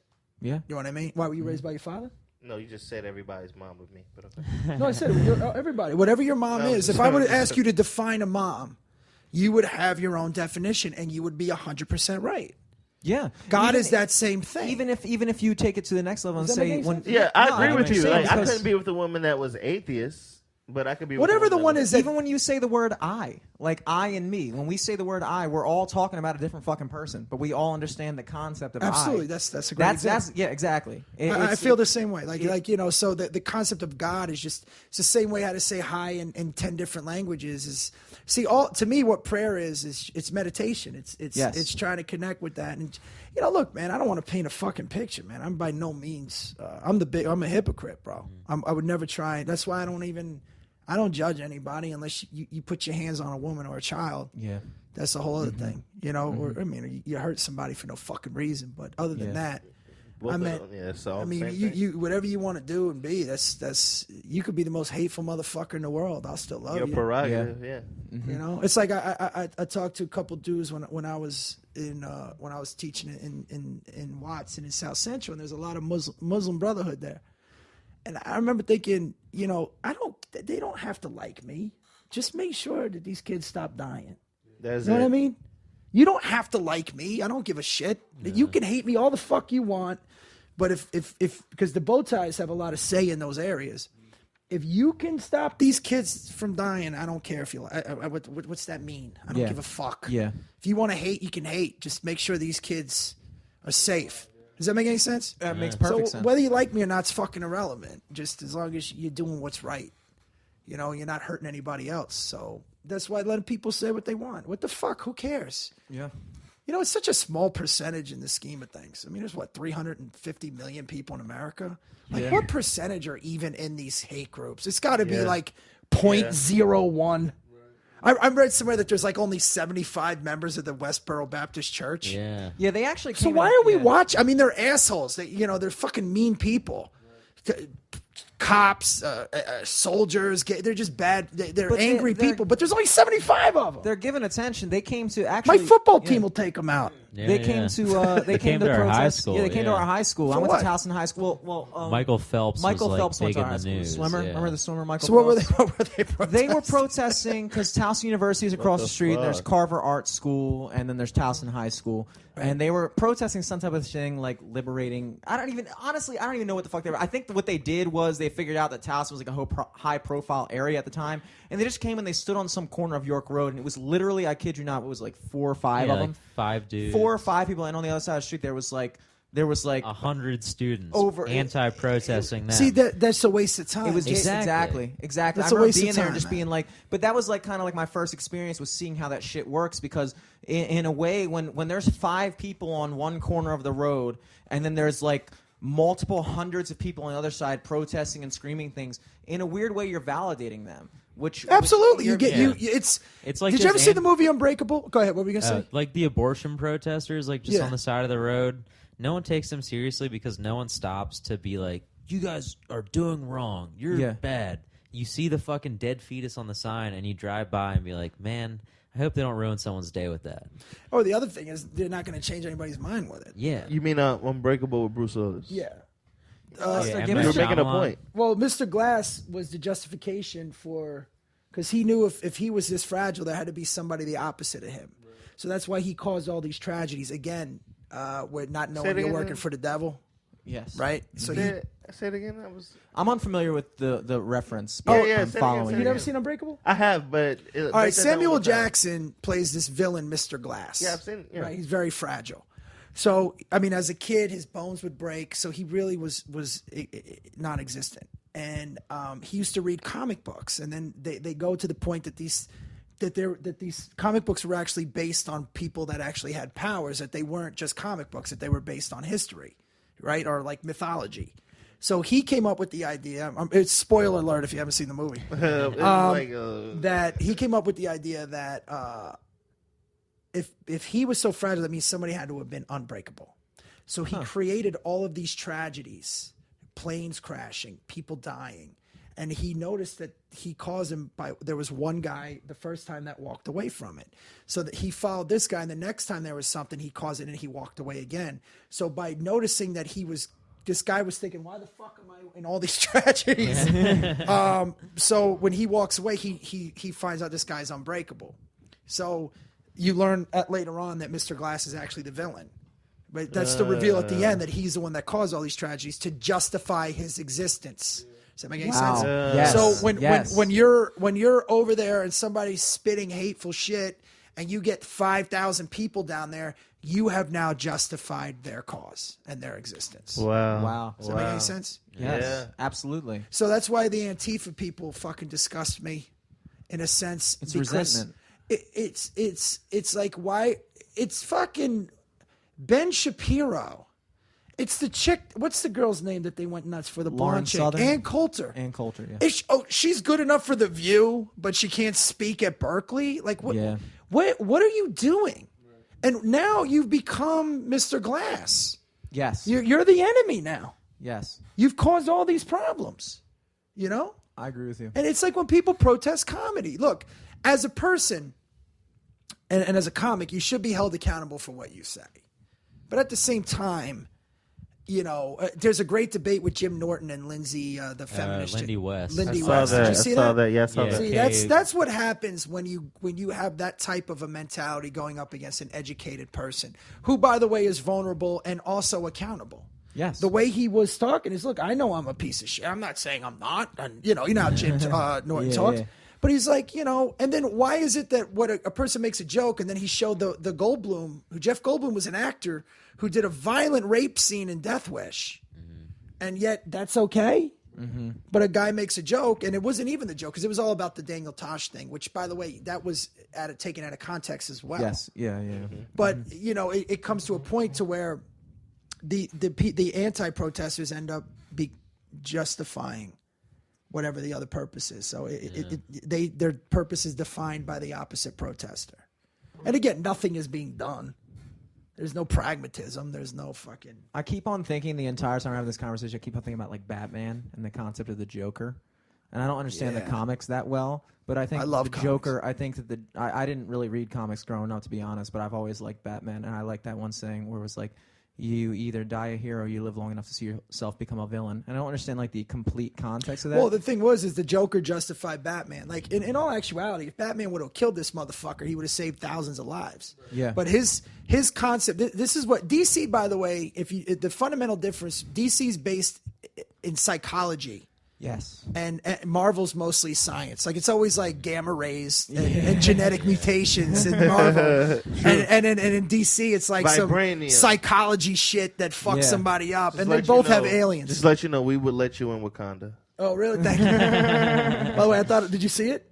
Nigga, yeah. I thought it was. You haven't seen it yet? What the I gotta see it. I gotta. Like, I don't put. If I hadn't seen Have you it, I seen it wouldn't yet, be black anymore. Yeah. We should go. But see it's it, so dude. funny I that wanna they see it. drink purple Kool-Aid and get. They got grape drink. And they're like, They even got grape drink in Wakanda. fucking drinking it. Overall, it's grape drink. Yeah, that's that at makes the end of the it day, that's what it was. I think to me the best. that's what you're going- I think you're going somewhere with Logan is the best superhero movie I've ever seen. I gotta see that too. That is fucking I insane. haven't seen like any. Yeah. Talk to elaborate, because you know I'm going to go with Black Panther. Well, I mean, it's to me, I'd take Doctor Strange over. I thought Doctor Strange. Doctor was a better Strange, movie. Doctor Strange was. I remember thinking if I did drugs, If, I'd absolutely drop LSD and go watch Yo, that you want to hear shit. something crazy? I dropped LSD and watched Black Panther. Oh, really? I felt like Black Panther. I was I was in Wakanda like the entire time. Like It was crazy. So it was good, man. I mean, I liked it. No. But Doctor Strange, I'm not gonna lie. Like you're correct. Like I just think Logan with the little girl, man. Those scenes were dope. That little girl fucking was badass. When they were fighting together, she's like, ah! You see a little fucking and then a little thing, and then what's his name? Professor X Xavier was like, the reason why she has those is because she's a female, and then I didn't get Logan that much, like especially when Professor X was having those moments where he would be like seizuring and I didn't get it that much. It's based on the Old Man Logan. Yeah, like, it's comic based on the series. comic. It's like supposed to be like 20 years past like all that shit. Well, like, basically, just way in the future, the mutations are starting to eat at him. But like I think he's poisoned from the metal. Yeah. But then Dr. X, I mean, eventually the mind became too powerful, and he started, He's like overheated. So basically, what happened is that his mind, because remember, there's a scene where they can't move. He's the reason why he killed all the X-Men. Because he was having these aneurysms, and he killed all the X-Men, and Logan was the only one that could survive. So that's why there was no, but they were also experimenting. I don't know. They cram a lot of these. I'll tell you what was garbage to me. Batman versus Superman made no sense. Yeah. Justice League. I hate every Superman movie. I think Superman's such a weak character in essence. Marvel has a good universe. But the DC movies are pretty shitty. I go see the Marvel movies on shrooms with a bunch of comics, and like it's a good time.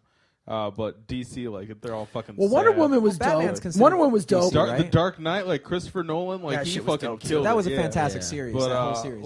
I mean, Wonder Woman was okay. I like Wonder Woman. I didn't like it.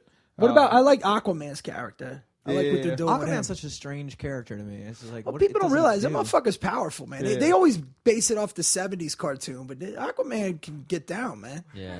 Yeah, I'm excited to see what they By the do. way, if you had female listeners, they all dried up. Oh yeah, There's not a chick that's fucking any of these. There's no girl that's turned on this from beginning to end. He's the water guy. Yeah, I kind of lied. We have no bitches that listen to this podcast. I don't even know where he got that from. Not a single bitch. I love it, yo. I call this. See, I love doing local podcasts, man. This is my favorite thing to do. I call this motherfucker right here. Like, I was like, if I was white, I would be like this dude right here. Like, he's like the Johnny Bravo. Like, doesn't he like remind? He's on like with the white and the black. Let me explain something to you. He's a Guido trapped in the South. Look how groomed he is. he's a Kid's got fucking great skin. His hair's amazing. Dude, pop the chain out. Pop the chain. You look very Italian. There it is. There it is. Bam! Hey! You know why Italians wear the chains out? Because you can't cover the cross. It's a sin. Oh shit. Are you Greek Orthodox? Or I'm Greek Catholic? Orthodox. Yes. There's a big debate amongst us. I didn't realize. My brother wears the cross out. Yo, I thought it's tacky. I think it's tacky. What kind of cologne do you wear? You should listen to my podcast. It's called You're on the List. We just debate and list shit, and we did top 10 colognes of all time. You know this motherfucker? Curve all the way. Curve is strong. Curve is that's not number one. No, wait, this is an age thing, and I just realized something. I'm 33. I know, but your Curve was our Drakkar. Because Drakkar was number one. Curve was top 5. Number 2 was Old Spice, because that shit's been around, and my grandfather was clipping my grandmother wearing that shit. What was number 1? Old Spice Drakkar. there, dude. Okay, but okay. I know Drakkar. Yeah. I just wear deodorant. This I'm not a like cologne guy. But. You're not a real fucking Greek. Wait. Well, first of all, you're not a Greek because you're wearing deodorant, and you're not Italian because you don't wear cologne. Do you own a diner? Does your family have a diner? Do you eat a lot of lamb and shit? Yes, absolutely. It's fucking great. every time I'm like Johnny Bravo right here, 100%. Now you look European. What are you? Nah. What are you? You Jewish? Jewish? No, Dude, dude. everybody thinks he's Jewish, They dude. always think I'm Jewish, man. I'm half German, half Irish. Well, I got the German too. That's where I get the last name from. Okay. That's yeah. where I was about to say Ernst. yeah. That's That's where I get my fucking- height from. I feel like there's Yeah. like a couple dots in there. Yeah, Ernst. That's Yeah, No, well, I have a it's- very Jewish last name too, Glazer, but there's an AE in Well, there, you so it's could like, sound like you easily run you could some be sort of shit with Ashkenash yeah, that's from that true. area. Yeah. But you look I think successful. it's- That's why it's everybody from, thinks you're like- Jewish. I think it's the glasses. It's I really definitely do. the glasses, dude. It's the glasses. I'm Floridian. Okay, I love that you dude. rep the bottom like that. Who's your? Florida like that. Who's your college? Either you or Florida State, Florida. Neither really. I was so funny. I was just thinking about this. I was freestyling and I said this, but I'm thinking about turning it into a bit. Like about when I the was a Lacoste. kid, my mom would buy me Lacoste shirts with Yeah. the gator. I used to think that was Florida Gator shirts. Oh, I didn't realize it until like I was like 12. I was like, oh, this is not Florida Gator. Like, you know what I mean? But yeah, We used to rock La Tigres, man. That I was had the the shit. I had the La Tigre too. But in the 80s, like when breaking was in, everybody rocked. You rocked the straight leg Lees, right? We had the shell tops with the fat laces. Then I had the La Tigre shirt. You had it buttoned up. Then you had your fucking hat up like this. Did you ever have a herringbone?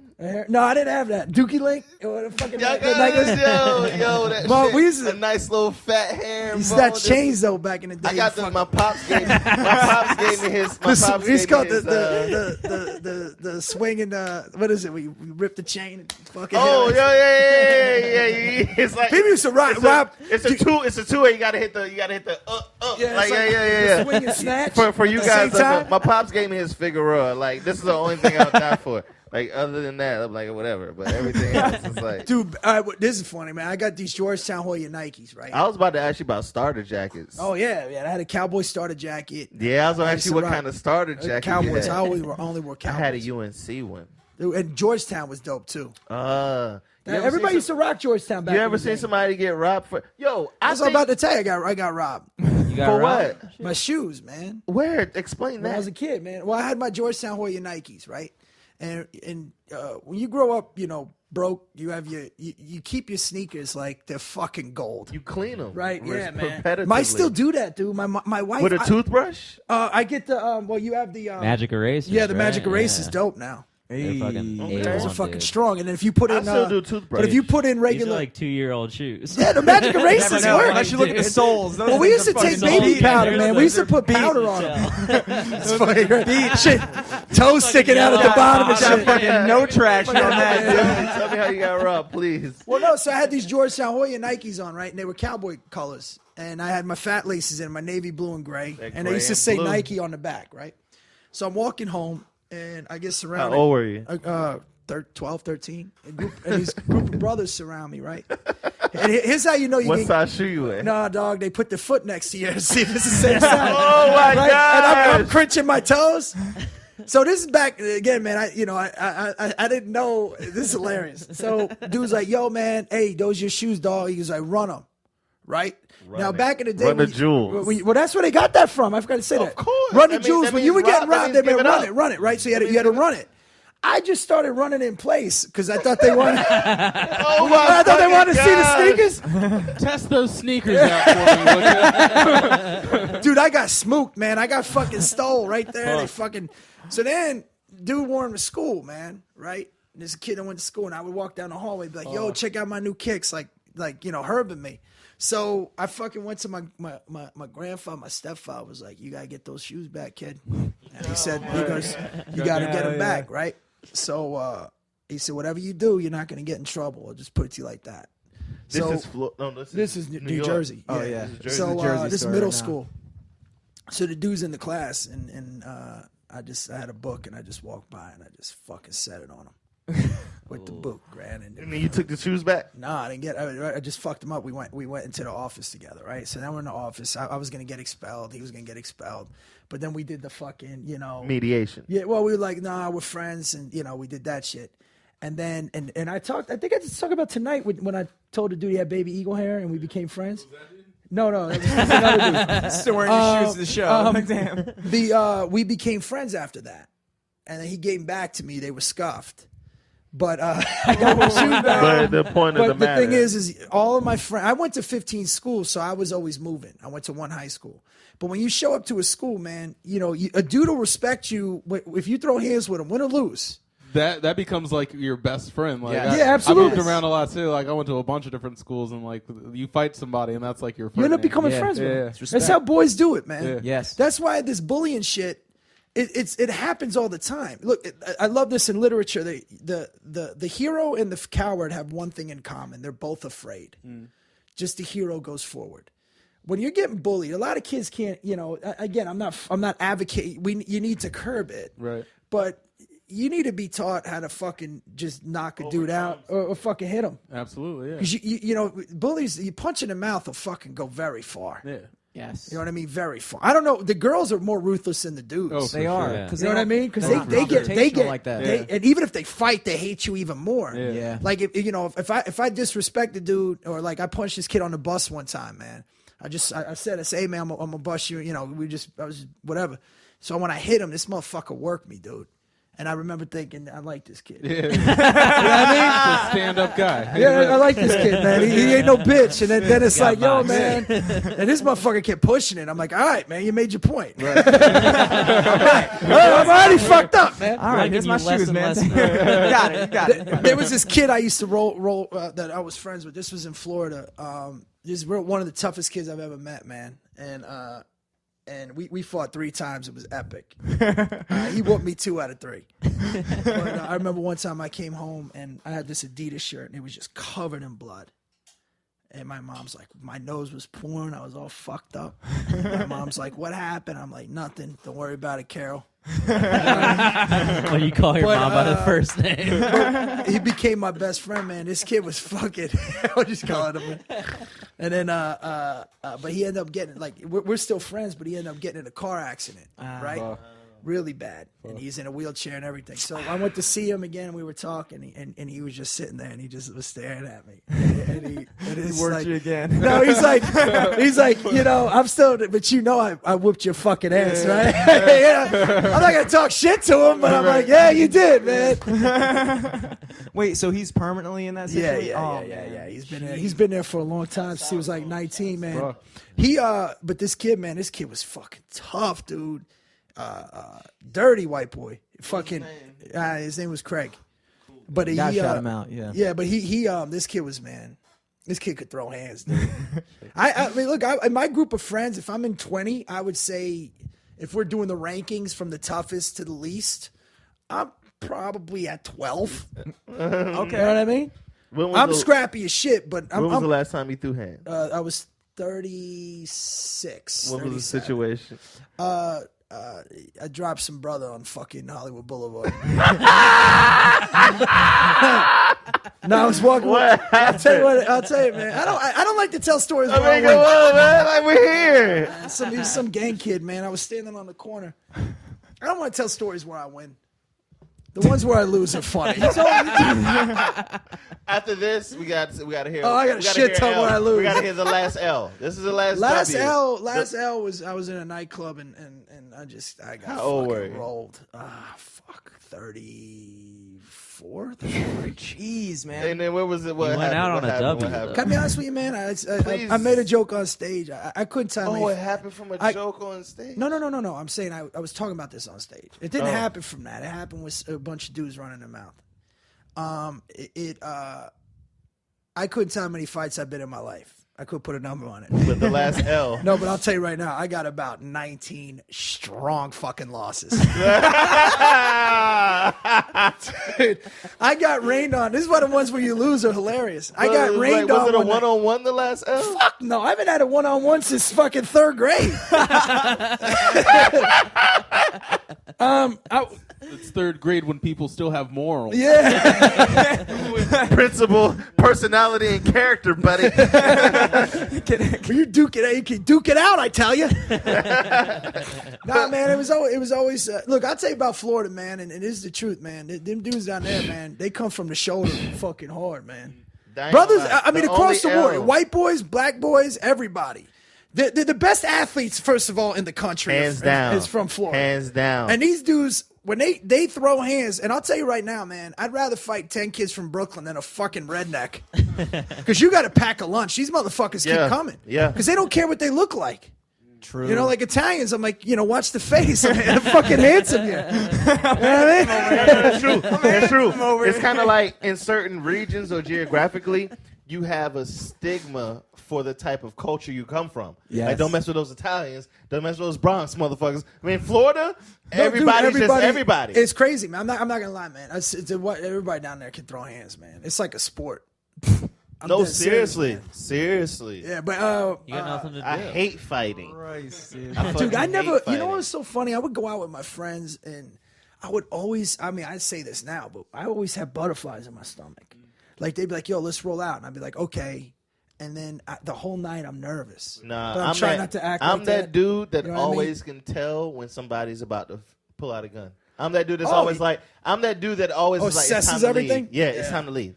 It's time to leave. Yeah. But yeah, I would be out, and it would always be the same thing. Yeah, it's certain groups. That I always- want to hear this last L story. I forgot it. What was the one I'm talking about? The last kinda L want- you lost. The last loss. Oh, I was gonna tell you this story. So this is a funny. I mean, I got fucking rained on, man. So how did this do it? I was at a bar and I was talking to these two girls, and this big dude was behind me, man, and he just was, I don't know, man. I think he was trying to talk to the chick. So they were quarter beers. This is relevant to the story. It's quarter beers.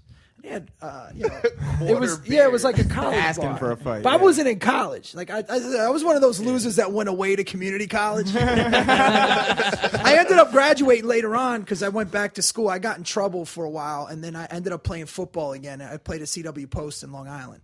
But then I graduated, but I got in trouble in Florida.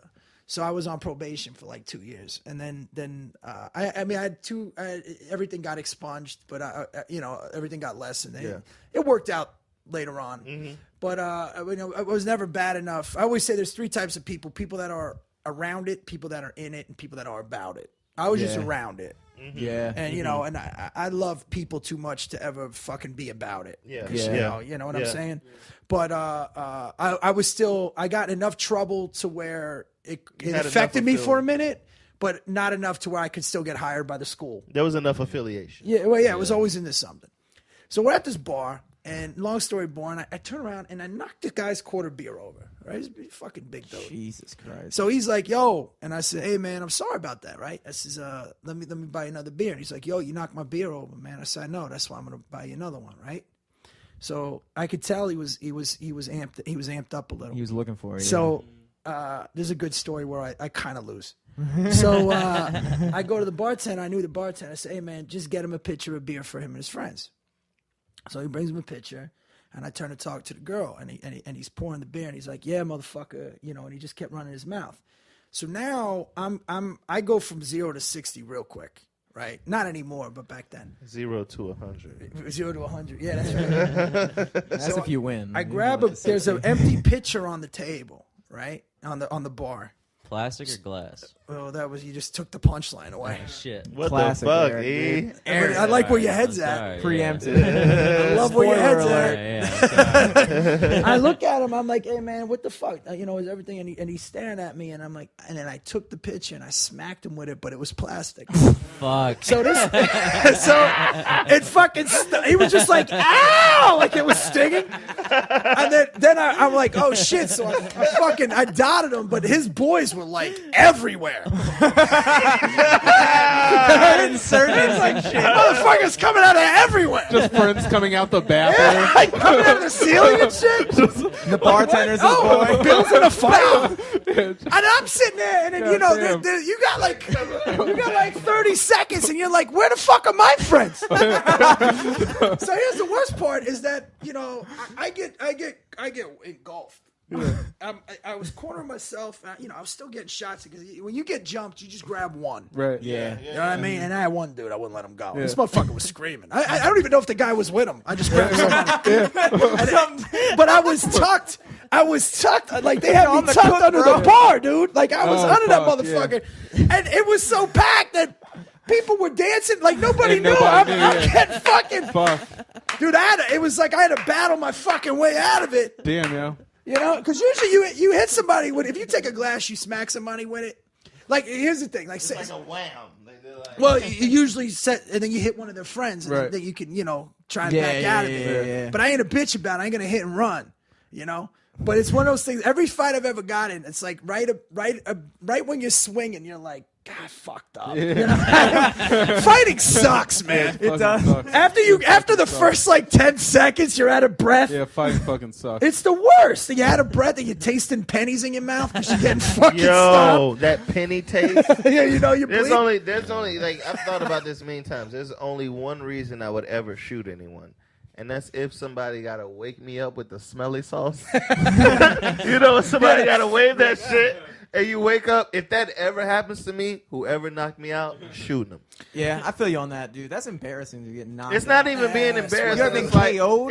it's not embarrassing. It's just that you could have killed me. It's like that's how I feel. It's like That's true. don't knock me out. Man. Like you can beat me up. Here's what happens. If you could've go out killed with a me, big dog. group I'm of gonna kill people, you. right? What do you say? He said, if you kill me, I'll kill you. You could have killed me. I'm gonna kill you. That's some shit your mom would say. If you die, I'm gonna kill you. But it's like the bigger the group, the more problems you're gonna have. And it's all the same cultures. It's all the same it's groups the same of way. people. I remember when I was It's younger, always dark-haired people, by the way. no matter what, Absolutely. no matter how much melanin you have. No, it doesn't Dark-haired. matter. If you're dark-haired, if You've you, never seen two blonde guys fight. You know? I say this in my act, but I'm like any guy that goes out in sweatsuit and matching sneakers and think that's an outfit to go out in, it's always those guys, the cologne cultures. If you ever see a person with a do-rag on and the back is hanging out, they're fighting. That's a problem. They're fighting that I night. haven't seen See, that in that's- a long I time. couldn't roll with Waving in the back then. wind. The real fucking scumbag kids, like they all had tails. My shit froze out. I had a tail in How Florida. the fuck do you have a tail? I had a rat tail. I in couldn't Florida. grow one. I had a shag. It started with a triangle, and then after that, they turned into a box. And let me tell you, let me tell you. That is let me- so. If you were white, I'd call you white trash. That's a fucking. Let me tell you. That's a fucking white trash pro wrestling fan This is move. when I was like 6 years old. This is when I was like 6 years old. But let me tell you, when you really know you had a nice tail, is when you could do like this and wrap it around, and then be able to touch it with your face. You be like, yeah, it comes all the way around, bitch. It comes all the way around. Yeah, I used to rock the shag with the fucking thing. I in the had a back. high right. I had the Gumby too. You had a Gumby? Yeah, I had the Gumby. Well, Oh, my boy, the one Jesus. Delonte in my act, this motherfucker. Well, this was. I Pussy mean, I ass. mixed story, old pussy ass, right? So Delonte, because brothers used to have these big ass wooden brushes, right? Because you know you get the waves. I have one. Right, and I you would had have the- worn my wave. They're Yeah. back. Dude, they're back. I'm trying to spin.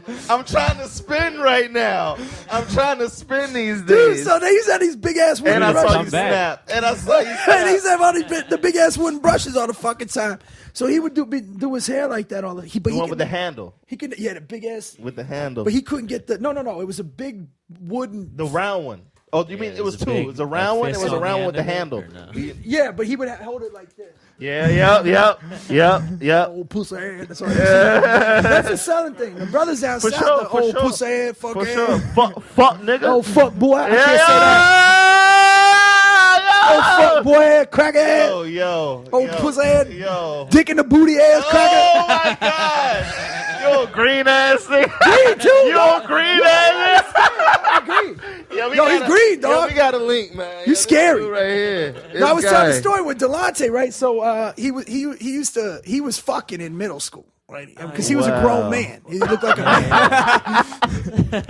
but he was like, so there was this girl that liked me, and he knew she fucked, so he was like, hey dog, this girl want to fuck, dog, and I'm like 12. I'm like, that's okay. So then he started this rumor. He's like, yo, you scared of pussy, right?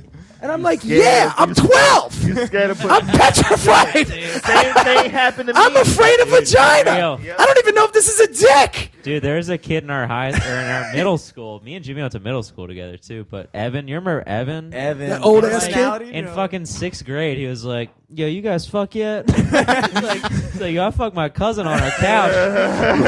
Yo, no lie. Why you have a beard? Yo, that's how in Florida. He did have That's a how it beard, happens. They like motherfucking like. It's like I remember a girl took my hand in 4th grade and was like I was fingering girls in 5th grade. Yeah, I Hands was. down. I made out with a chick in 5th grade, and then I remember this one girl one time said she wanted to give me a blowjob, and I was In scared. 5th grade? I was scared. No, I was in 6th. I was fucking scared, man. It was behind the Yeah. Rite Aid. I And- didn't and get then I hair would- on my nuts until. Well, that's what I'm until saying. Like I had a 9th grade. baby dick. I But, was gnarly. but girls had hair on their fucking. They had pussy. titties and shit. Yeah. Yeah, dude, like 4th grade, they had tits. Yeah. Period of life was the fucking worst, dude. I just couldn't. What was that? Did you say? Period of life was the I fucking thought he worst. said period Yeah. life. No, I dude. was like, Well, I was gonna Period. tell you, but I think I did it. Did you see my special? I Because watched. you got the old pussy ass in there. Yeah, no, But when I tell the story about I the girl wa- who got the period in the classroom, I watched a ton of You your ever had that stand-up shit, and then I watched like the first 30 minutes of your special before you got here. well, the girl that had the period in the classroom. I don't know if you ever had a girl get the period in your classroom, but I it's was fingering a girl in the fucking frightening. classroom and she had a period. Jesus. He was a teacher. I mean, he was it the hap- teacher at the time. By the way, you don't say much, but when you do, it's fucking worth it. like that is how he is when it drops. It's like boom, boom, it's like DJ Clue drops, drop another No, bomb. he's like Lynn Swan, right? Because people don't know. John Stallworth was actually the leading receiver for the Steelers all season. But when Swan went to the Super Bowl, that's when he fucking counted. That's why he's in the Hall of Flacco, Fame. baby. That's how he does it. He's Robert Horry. Robert Horry, that's right. No, No, that's true. no, but yeah, scary. You scared. You green. He's green. Green ass. Green thing. ass old Yo, pussy I ass. remember being fuck green. ass pussy Being ass. green was like the yo. my gosh, yo, like what? Okay, so when I try to explain this to people up north, I'm like, yo, Hunch. Brothers always say you hunch. hunching on bitches. Yo, I'm a hunch. This I bitch remember, don't. I remember, What? like, I remember telling guys up here, like, they was like, you play basketball? I was like, nah. I was like, you play football? I was like, nah. I was like, I was in a band. I was like, what? But in the Florida, Oh my God. being in the They're band, bigger than the fucking team. Those band leaders that fucking run out and shit. Fam. We used to have Ely versus Fam? We used to have Ely versus Dillard. It was the Soul Bowl. I was just talking to somebody about and Fam. the bands, Fam, yeah, because Fam and was Bethune Cookman. I went to White. Man, I'm from, you know what's up. But I'm saying, was it Fam or Grambling? What It was Fam and BCC. It was Bethune Cookman. College, Yeah. Those bands, it was like fucking. Black people are so cool. They make being in the band cool. You know what I mean? Brothers do everything That's the cool. best I've ever heard of, though. Yeah, like, I've never heard of it Fucking better than drum that. line, fucking like. Yeah, what? How the fuck is this guy playing a trumpet? It is making it look good. This guy's playing a triangle. That's the coolest motherfucker I've ever seen in my Did life. he just do a split and What? the stanky leg? What the July fuck? parade. What is he wearing? I want to copy that. Nah, man, the bands are huge. Bum, bum, ba-dum, bum. Remember Trick? Okay, what's up? Shut up. What you know Let the about, band play. What you know about that when it was like when ain't no more playing GA? Oh, what you talking about say? Trick? Yeah, no, when Pastor Troy came out after Trick, No, like dude, I love anybody want to motherfucking die? Come see who, me, T, double D. I can't say it. I was about to say. D A double D. Ivan.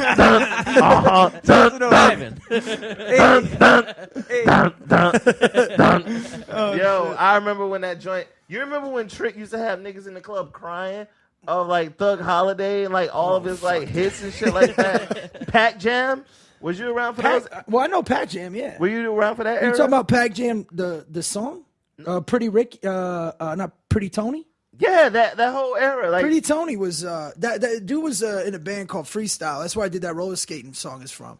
But That was a good bit, by the way. he you had got a lot song of called Florida Pac in Jam. your shit, huh? Dude, I told you, man, I love Florida, man. I love it. I mean, I it's hard not to rep both for me. But Did y'all know this guy was like? I did. I studied. By the way, I just want to drop. This is the Is first that why time. y'all booked us? To, like put me on this? It's like Well, I 'cause- booked you before we knew. yeah, and then you decided you were gonna come through. I was like, I gotta bring Ivan. No, through, like, I'd say I love doing the local podcast with the. I like going to like the open mics and you're the first guest we've had that actually has a Wikipedia page. It was a big milestone for us. You have like a legit like Wikipedia that I like read through, and you had sections and shit. I was like, oh damn, read about all kinds. Well, if you of look, shit, dude. never mind. That's kind of. Well, I was gonna say I'm listed under. If you go to notable people from Passaic, New Jersey, and I'm well, listed you got there. the little thing in the And then I'm Wikipedia. notable in Plantation too. Dope. So like that's I mean that's the best way to say how much I love both of them. They were both a big part of my growing up. Are you listed in what part of Jersey are you from? Well, I was born in Princeton. I lived in Passaic, which is like Passaic, Patterson, Clifton, that area. Okay. And then I moved, and then Fort Lauderdale. Are you listed on there, notable people? Well, Passaic, I am, yeah. Fuck yeah. And then, dude. but That's an I'm saying, and accomplishment. then at Plantation High, I'm listed. But I love growing. Man, Florida to me is it's such a good. It was the best time. I grew up in the right places Great at the place right to time. grow up. Great place to grow up, man. Best Florida. Your jealous now. favorite dream Florida car, dream New Jersey car. What are you talking about? They're both the same. So give it to me. What's the difference? Dude, I'd have to go with either an 82 Lincoln Continental. On what? Sitting on but what? I like Cadillacs too. Sitting on what? Sitting on what? Sitting on Trues and Vogues. Remember that song? I'm a Trues and Vogues. Oh. No, yeah, man. Italians and that's the other thing. You want to talk about cultural appropriation? The brothers robbed the Italians. Domino's came from Italy. Yo, I was about to say that right now. Yo, this motherfucker right here. Suits? This motherfucker reminds me of Colodro. Colodro? Colodro so much. I don't know who that is, but I'll take From it. Bronx Tale. See, You ever seen Bronx Tale? I'll take it. You gotta watch that movie, Bronx. You ever seen a Bronx Tale? You gotta watch. You've told me to watch that before Many too. times. Dude, And in fact, we've done a podcast. We watched you know a scene what? from it. Fucking get me off this shit. Yeah, how the fuck have you not seen He's Bronx Tale? never. How many? He said I've watched I told some him, scenes. I've told him watched the tons of scenes. times before. Listen to me. He'll fall in love with a black The girl. way after the that. brothers are carrying on about Black Panther, you see how that's you fucking sold out.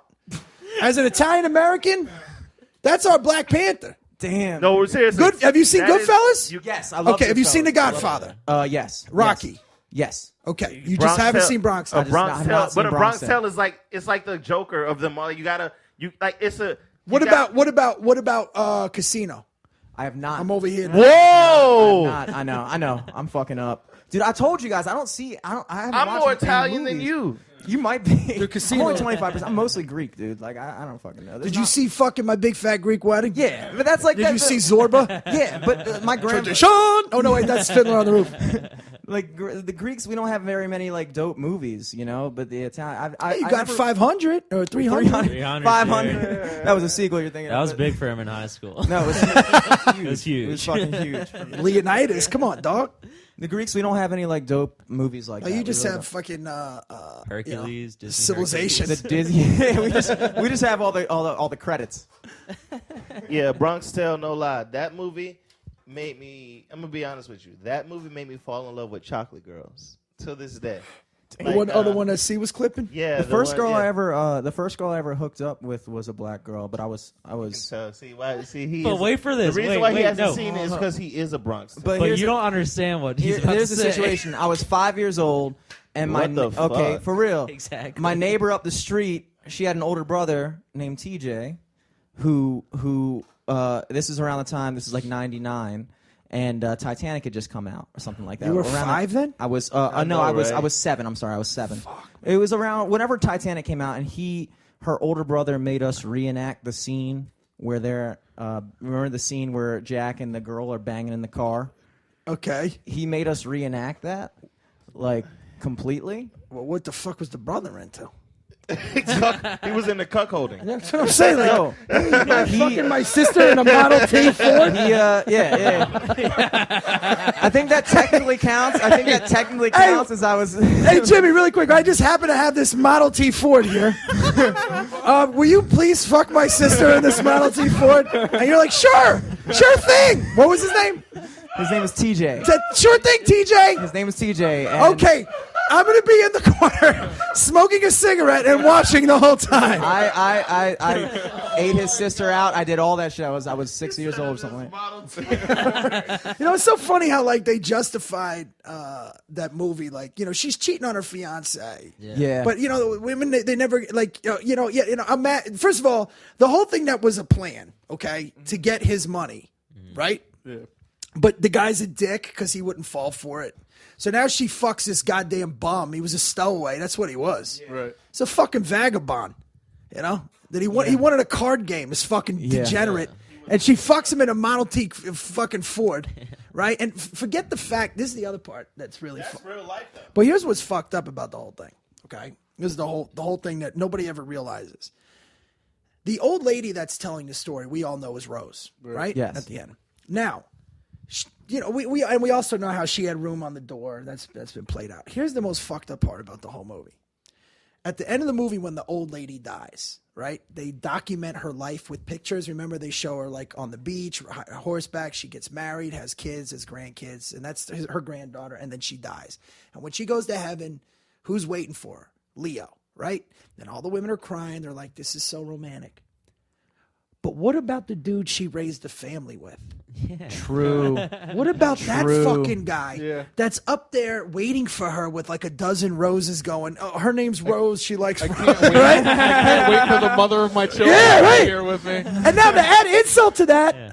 He's with At her the- kids too. Yeah. Like 2 or 3 that died. she only knew the guy 3 days and she went to go see him. And then the other thing that's fucked up is at the end of the movie, she takes that necklace and throws it in the water. So now you're this guy waiting for your wife who doesn't show up. You find out there's this fucking bum that she clipped for 3 days.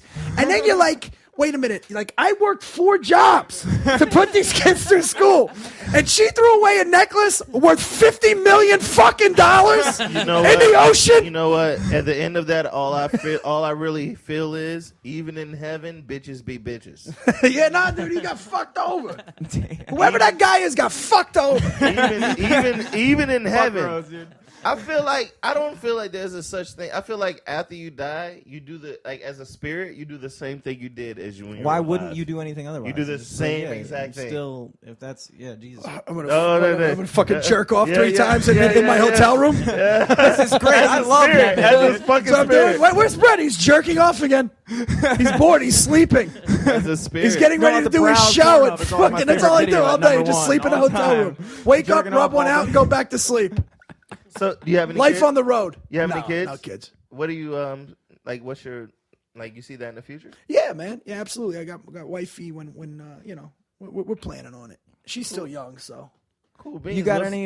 You got any like plugs you want to drop or anything? I did want to ask about like you have there's a thing I saw on like IMDb, Beach Slap, that you're like kind of producing. What is I that? executive producer. It's a show. It's for international distribution. It's not a big deal. We shot it in St. Lucia, and yeah, I produced it. I hosted it because save myself money. But it was just for But what's the thing you were talking about earlier that you're like really trying to Cobra Kai, right? Cobra Kai. Well, they're advertising it now. It's going on YouTube. They're showing the trailers. Tomorrow. When does this drop? When does this come out? We'll probably put it on Sunday. So fuck it. Because This Isn't Happening airs tomorrow night at midnight. And then the show that I'm on is called Cobra Kai, and it's a continuation of the Karate Kid. If you're familiar with the Karate Kid series or no, you ever watch it? Yes. I don't know what you're suspect. You never fucking you never fucking saw. He doesn't know fucking Colodro. Yeah, you don't know any of that knows shit. I don't know if you know the It's fucking. like Karate Kid, the one with the I've girl. told him tons of times before about it. Well, it's the original cast of the Karate Kid, and now they're in their 50s. But it's actually for YouTube Red. Okay, So dope. nice. Just for Which the they record. ask me to Fuck subscribe to every time I log into Listen YouTube, and to I me. No, that's the refuse. new way. That's Listen to going to me. be the new. Like they're investing tons of money in Google. First of all, and I'm not just saying this because I found this shit out. I still have cable because I get it for free in my condo. Yeah. Right. But this cut the cord movement of these streaming fucking like Sling, YouTube TV, bro. You're gonna get every football game, basketball game, hockey game. You get a DVR player. You're gonna get all the channels you want, and then you can add your Netflix to it, and you get YouTube Red. Google is behind this shit, and they're throwing their money around. Like our show, YouTube Red outbid Netflix for this show that's coming out. So the series, and they're putting a lot of money into the intellectual property. They're putting out some pretty dope things. I mean, it's all buzz. Nothing's aired yet, so I don't know the quality of it. I know our show is 10 episodes, and of course, I'm in 7 out of 10. But it's fucking dope, man. If you're a fan of the Karate Kid, nice. and it's the guys that did, it's executive produced by Will Smith, and because he owns the property. Yeah. And then he did like the remake. With his son, yeah, he Jackie bought it. He Chan. bought. He Yeah, owns yeah. the property, the IP on it, I think. And then it's the guys that did Harold and Kumar and Hot Tub Time Machine. And it's really good, man. And it's funny, but it's also it's like a karate drama almost. But Johnny and Ralph Macchio are still in it, and some of the original cast. Well, what's left of the original cast, other than Pat Morita, Mr. Miyagi. Yeah, I was about to say. And then the other thing is my special. If you listen in, What's it called, by the way? He actually it's started. called Principal's Office. Principal's office. Nice. Go ahead. Everybody go out and check out Principal's office. Well, it's for at sure. Brett. You got to go to BrettComedy.com. It's one T. One T. Well, I own both, but yeah. Bingo. But it's one T. Smart move. Brett Comedy. Smart move.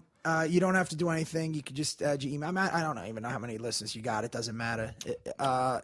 I'm saying, I mean, whatever you You're get, right. it doesn't matter. You know, Mr. Miyagi was a Comedian. comic. Yeah, Did Pat you know Morita. that? Did not know that. Yeah, if you were a real Italian, you would. Yeah, I know. I'm the most Right, Pat suspect Morita's person. No,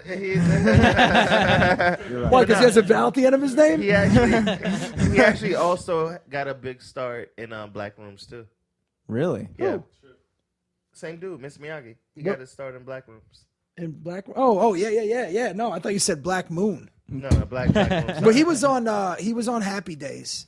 He was the Yeah, he's original the diner Arnold. owner, He was the right? original snap. Arnold. Oh, he was Arnold, and then wait, I'm sorry, was he the original? Oh yeah, it was the original Arnold. Yeah. Then Arnold took what's his name? Al Del Vecchio took over. That was right. He was Arnold. Yep. Yeah. He said he would be in L.A. and like people wouldn't really like he would get spots, but then he went to New York and he was in Harlem. All the black kids and everybody would walk up to him like, "Oh, you're true.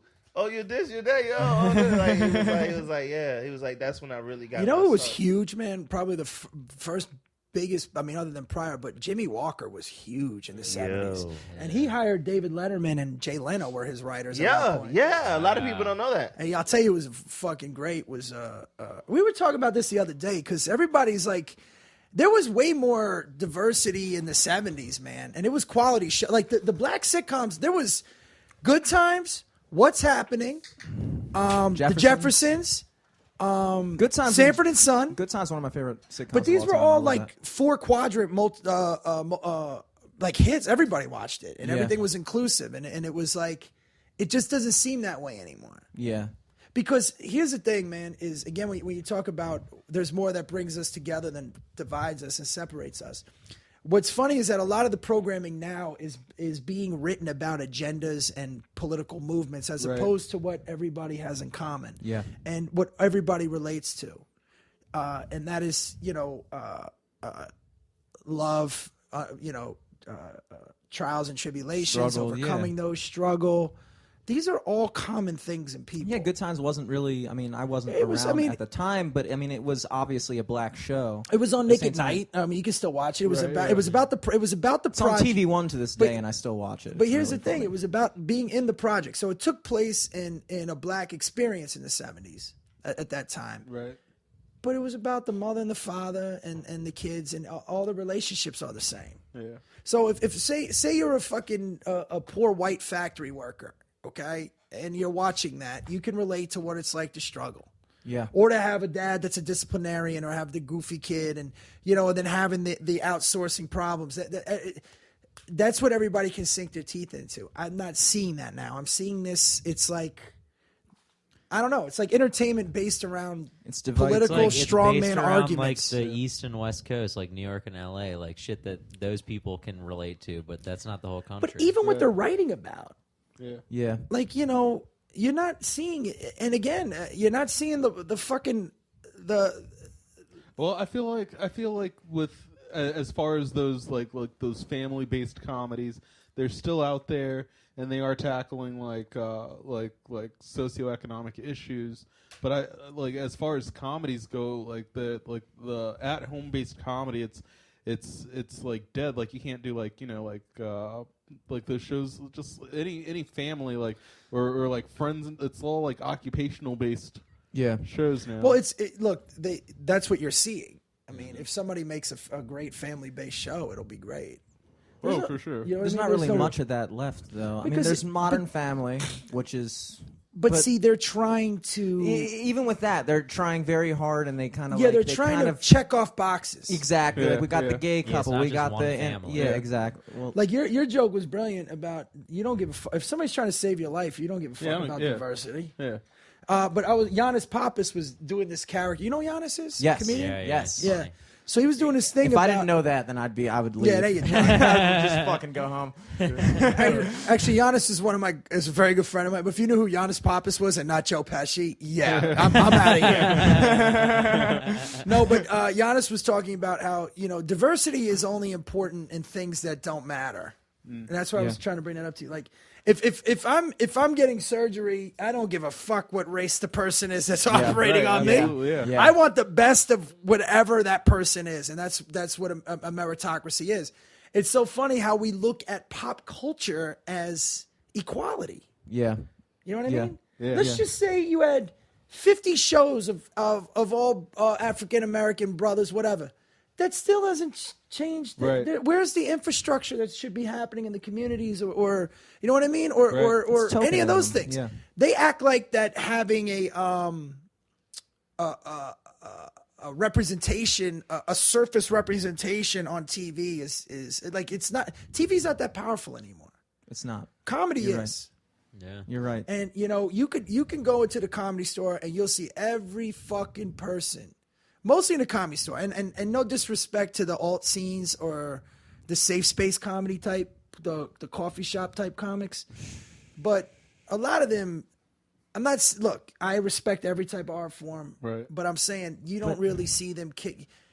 It's The people that always talk about diversity don't have any diverse. They don't have any friends. Yeah. You don't see them kicking ass. Oh, and also Or you don't don't see the risks there. you don't see them kicking it. Yeah. Right. You know what I mean? Like you don't see him doing any of that. Like you could be in the back of the store and have 20 comics in the back bar, and everybody's just fucking talking about shit and making each other laugh and hanging out. It's such a beautiful community to be a part of. Yeah. Absolutely. You know what I mean? It really is. Because everybody's thick-skinned. You know everybody who loves you. Everybody pretty much loves each other.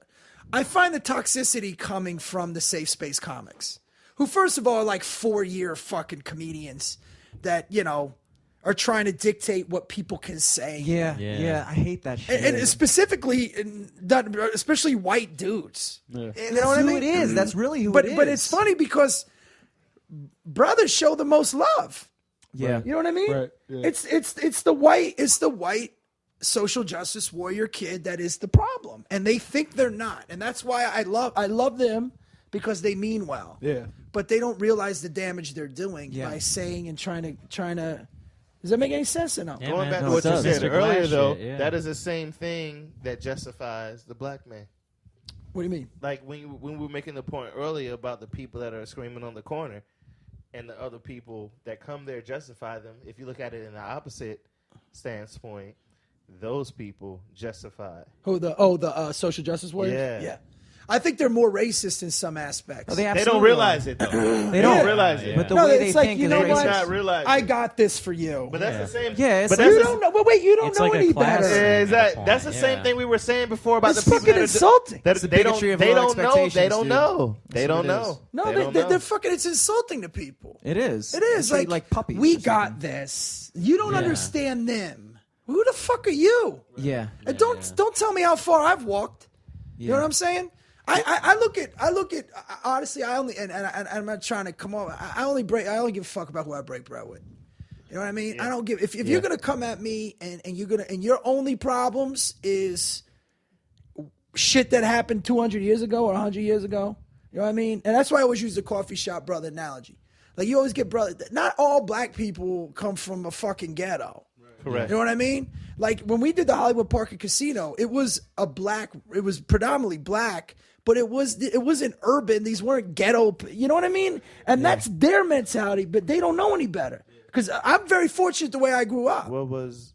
Does that make any sense? No, Yeah. that's So when absolutely they come in and they start like when I hear some dude that had both his parents and they, all this other shit and then trying to tell their fairy tales to me. Yeah. You know, it's what like are you that trying- Jimmy Whether did a joke whether it about was the- from a producer, a promoter, or another comedian, or a club owner, or a club anybody, what was the most injustice thing you've ever seen or witnessed or gone through in comedy? I heard. I don't know. Gary me. I really don't know, dude. I'll be honest with you, man. And not, I mean, I always say that, but I don't. One of my favorite quotes is, "I don't. It's none of my business what you think about me." Right. And you know what? I'm either 50% responsible or 100% responsible of where I'm at in life. And, Probably 100%. well, in some cases, even if somebody could say, "Oh my God, that was wrong," I'll still take 50% of that. And Bill Burr is the one that told me that. It was something he said. You should always have some accountability. Find your accountability. Yeah. Yeah. There's some level of it. It's called introspection. Yeah. Well, even when I got in trouble back in the day, okay, I could sit there and a lot of times, and if you've been through it, if you've done some fucked up shit, you would notice that you with your boys. And just say the cop is wrong, right? and you know, like I'm around drug dealers, but they don't have drugs on them. But then he pulls me in. I'm like, man, fuck you. I don't have shit, man. This is fucked up. I should not be there. Yeah. That's my fault. Yes. Yeah. Even if he's wrong there, he's still right. Yes. And when I look at when I go back and I look through time and I look at all the times, I mean, I'm sitting on fucking trial. I had no business. Everything brought me to that point was all my stupid fucking decisions. Even if I was innocent, it doesn't matter because now you're hanging. You're hanging with that shit. You understand what I mean? Yeah. Eventually, it's going to catch up to you. Yeah. I mean, I don't want to go that extreme, but No, I agree with you completely. you have to have You're right. accountability. So if I'm in a meeting and I may be being told that white guys aren't popular right now, let's just say if I viewed that as an injustice, which may or may not have happened. Okay. No, I looked at that as an opportunity. And now from a street perspective, I'll give you an example. If say a neighborhood is dry, which means everybody smokes weed. So say nobody's copping pushing it through. So you have a dry neighborhood. And now all of a sudden some dude wants to set up, and starts like a cocaine stroll or something, like he's selling coke or just say ecstasy. Now, he's making money, but not everybody does coke, but if I go in with just because you're not supplying it doesn't mean the demand isn't there. Correct. So I look at that as a dry neighborhood. So and by the way, most of I have a huge urban following, and I also have a good amount of females that follow me. And that's why I love Facebook. You can look at the analytics. Yeah. The point is just because they're not deciding to sell that product doesn't mean that product isn't there. Yeah. Now, the other thing is I can't give them bunky shit. I got to give them, if the product's good, everybody will use it. Yeah. Like I said, it may take longer. I don't buy into that shit. Like I said, I'm not a victim of anything. If anything, I'm a victim of fucking procrastination and unorganizational skills. You know what I mean? But when I shot that special myself, man, I mean, look, when they put that fucking list out, the number 100 funniest comics, they had me at number 16. And now you telling me that you won't. Congratulations. No, the point is, you're not going to offer me a special, right? Because you're trying to fill a quota. I'll shoot him my fucking You understand what I'm self. saying? Absolutely. I'll shoot him my And fucking self. I view it as an opportunity. And the other thing is, I didn't shop it around. I put a little feelers out in the beginning. I had one bullshit offer, but then I'm like, fuck this. I'm going to put it out for free. And that's why I put it out for free. So I really think I that was a already know smart your move. stance I really point think on the that was a Monique smart thing. move. I don't need your permission to exist in any business. Like Just I like was I didn't saying. need permission to exist even as a kid. I mean, I've always hustled my whole life. And I'll tell you what, if it takes longer, it takes longer. If it doesn't work, it doesn't work. But it's my shit. It's my terms. I already know gospel. your stance point on the Monique position. I think Monique is out of her fucking mind. Exactly, because it's All like just out like of a what you fucking said. It's tree, like dude. just like 48 Laws of Power, whatever. Like find another way around the rap. Absolutely. Then go to Amazon. What's up? But here's the one thing that bothered me. Besides the race, about the race card shit. That pissed me off. Well, what bothered me is that you're going to now ask a community to use a tactic, okay, Of that the that tactic of people being that boycott. of Yeah. We've boycotting used that that is many actually other use times. people to get real rights, to fight for you to get more money. Yeah. Now, I don't know if she deserved it or not. I don't know if, to me, it's so funny how people talk about socialism and equality, but you think you deserve Yeah. $50 million Yeah. to tell a joke. And then turn right It's back a marketplace. Bingo. And by the way, I'm all for that. Don't, I'm not trying to misconstrue that. I'm saying, but then to go on and ask people that you think you're being unfair about it. Now, I hope she gets everything she can get. But now you're trying to cause division amongst people. Meanwhile, Netflix has been more than fucking fair with everything. $8 billion they gave away. Remember what I'm saying? What's the black? Not gave away, the but booking black in director lady they gave her a deal, and they gave it to Chappelle, and And they gave it to Schumer. But she's trying to, so she went from race to gender to just black women. But then again, and when you're singing the most decorated, I gotta go with Whoopi Goldberg.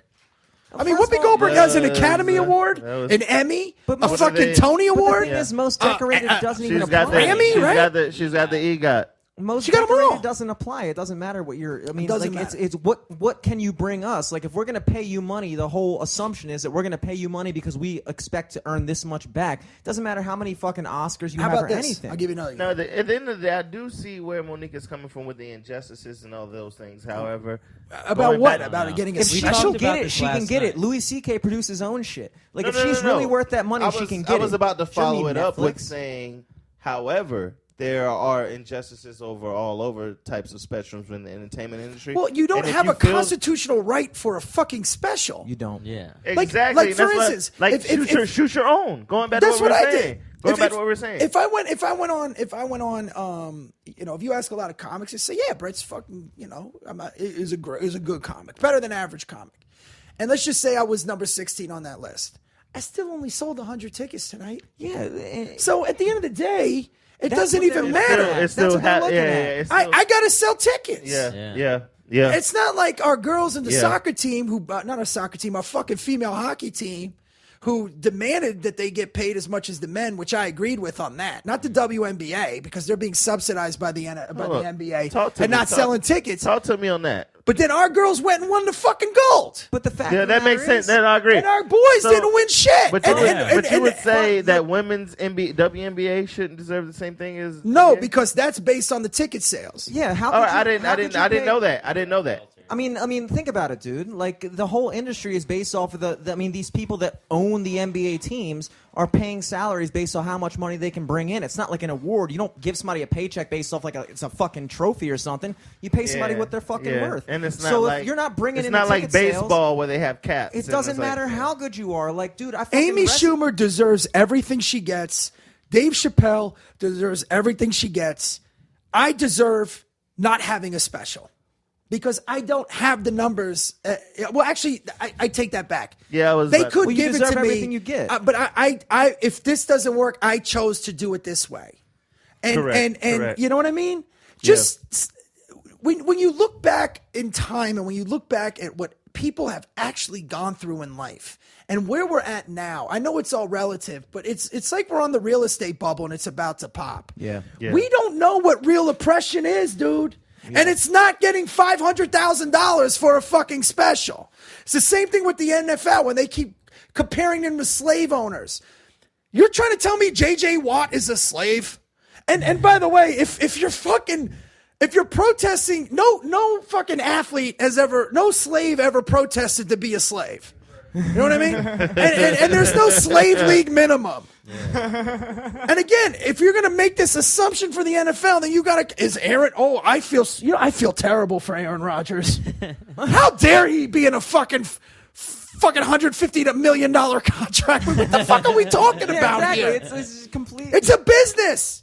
It is. At the end of the day, it's It's all a business. It's not like you're being denied an education or health care or voting rights or It's all to me the voluntary last choices. real civil rights movement was gay people marrying. That to me was bullshit. That's the last real thing where there's no laws on the books anywhere now that is preventing anybody from doing whatever the fuck they want. And if you want to sit there and say, let's just take your own personal stories. I didn't have a dad. Well, get the fuck over it. And a lot of people didn't. Be the best you and be the best you can be. Because there's more than a fucking shit ton of people. There's more than a shit ton of women, more than a shit ton of black dudes, more than a shit ton of fucking white guys. Everybody, there's a shit ton of examples of success. True. And even if you miss, you're still going to succeed if you aim high enough and you fucking just say you miss. Like right now, let's just say my career ended today. I make enough money where I'm happy. I'm still doing stand up. And look, my goal is I want to coach Little League and have a home and have fucking normalcy for once in my life. At the I end of grew the up day. around dysfunction and all that shit. I'm over it. I love stand-up. I love telling jokes. I like just hanging out with you fucks. You know what I mean? This Real is what shit, I real do. This is shit, the only real thing I shit. can do. Real I shit. like to Other hear than that, myself talk. You be beating your dick at the hotel. Other than that, Pretty that, or just watching fucking the Full Metal Alchemist Live action Oh, bullshit. fucking, on Netflix. the new Fucking carbon, that fucking grown carbon man shit. watching cartoons. No, I'm saying is Watching enough already. Brickleberry. Enough. How is it that my grandparents or your grandparents. Are you? I don't know how. Where are you from originally? Are you? I'm originally from LA. But I meant, are you from like the Caribbean or any of that shit? Because if you're from Florida, your people been here from fucking day one. Yeah. All right. So let's just say your grandparents that fought for the civil rights movement. Which, by the way, do yourself a favor and go to the Civil Rights Museum in Birmingham, Alabama, because now you're going to see a shit ton of white people that came to support this. Okay. See, the problem, here's my you asked me before about what goes on in the community. I said some of it is self-inflicted. It is self-inflicted because the idea that you can't trust white people, most white people, there were white people that died for your cause. Yeah. You know what I mean? It was an injustice. And when you go to that museum, you'll see the bus that was bombed and you see all these bodies and you see white people there. And Cotton Picker Row was black, Italian, and Irish. They show it in the film. There's so many... And America in itself is a civil rights struggle. From the beginning of our inception, constantly through, going from just white male landowners voting, to just white men voting, to just men voting, to women voting, to Plessy versus Ferguson, to overturning that, to the Jim Crow laws, which was regional, to gay people not being able to marry, our whole fucking thing, the women's suffrage movement. But America's always been in the forefront of that. Yes. We offered suffrage to women before they did it in England. Yeah. You know what I mean? We elected an African American leader of the free world. Okay? And the people that voted for Trump voted for him too. So where the fuck are we getting all this from, and why are we staying in this fucking cycle? The immigration thing, the laws that Trump is trying to enforce are the same laws the Democratic Party passed. Mm-hmm. Yeah. Yes. All right? Yes. What the fuck is going on? Mm-hmm. And now I literally have speeches. I can play it for you of Obama being hard on immigration, Chuck Schumer, and then you see. By the way, let's just get it straight. I voted for Obama first time, Yes, sir. not second time. I like Mitt Romney the second time. And that's the other thing that makes me laugh. Mitt Romney brought up Russia in the debate, got mocked by Obama. All the late shows kept doing Rocky IV jokes. And now 8 days after Obama leaves, now Russia's a fucking problem? Yeah. You understand what I'm saying? It's Well, all like bullshit. it's like another Red Scare. It's like It's weird. dude, and the crazy part is, this all doesn't affect us. Right. You understand? None of this does. None of these really affect you directly. Ask yourself, how many of these types of people do you know? And if you do know these people, are you even friends with these types of people? Exactly. Yeah. This is the norm in America. People cutting it up, hanging out. You know what I mean? That's the other thing, too. I don't know none of the motherfuckers. I don't know anybody like that. I mean, I knew a couple percenters growing up that were pretty, like the black Israelites that were pretty. 5%ers? Yeah, like I was told I was made in a laboratory by a dude named Dr. Yakuza. I'm dead serious. No. Now, to all righteousness, the 5%ers are some cool ass motherfuckers. Yeah, they may be, but when you're growing up with them, they telling me I'm the devil and I was. Yeah, made that's fucking. I was in a that's- laboratory. By No, I'm Yakov, serious. whatever, yeah. But no, this is the point I'm saying. So I grew up with it. When I grew up with a predominantly Principles black are great. schools. Huh? Principles are great. Outcome totally different. I like I said, if they're not hurting anybody, you don't have to like me. But the point I was going to make is when I was in school, there was kids that were following up. They were young kids. They were getting it from their parents or their fathers. Of course, yeah.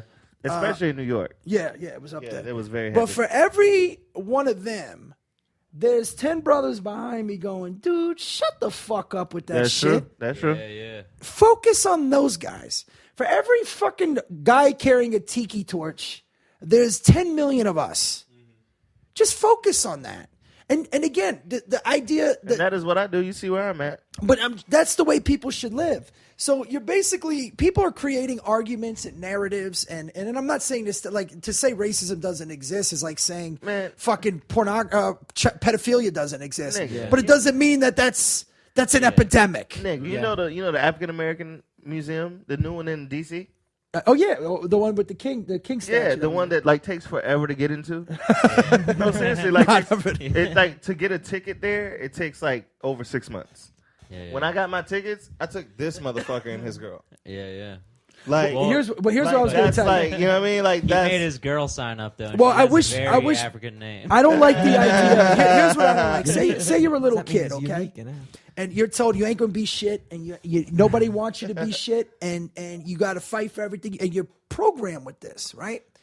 It's hard for that kid to even be objective to failure, right? It's detrimental.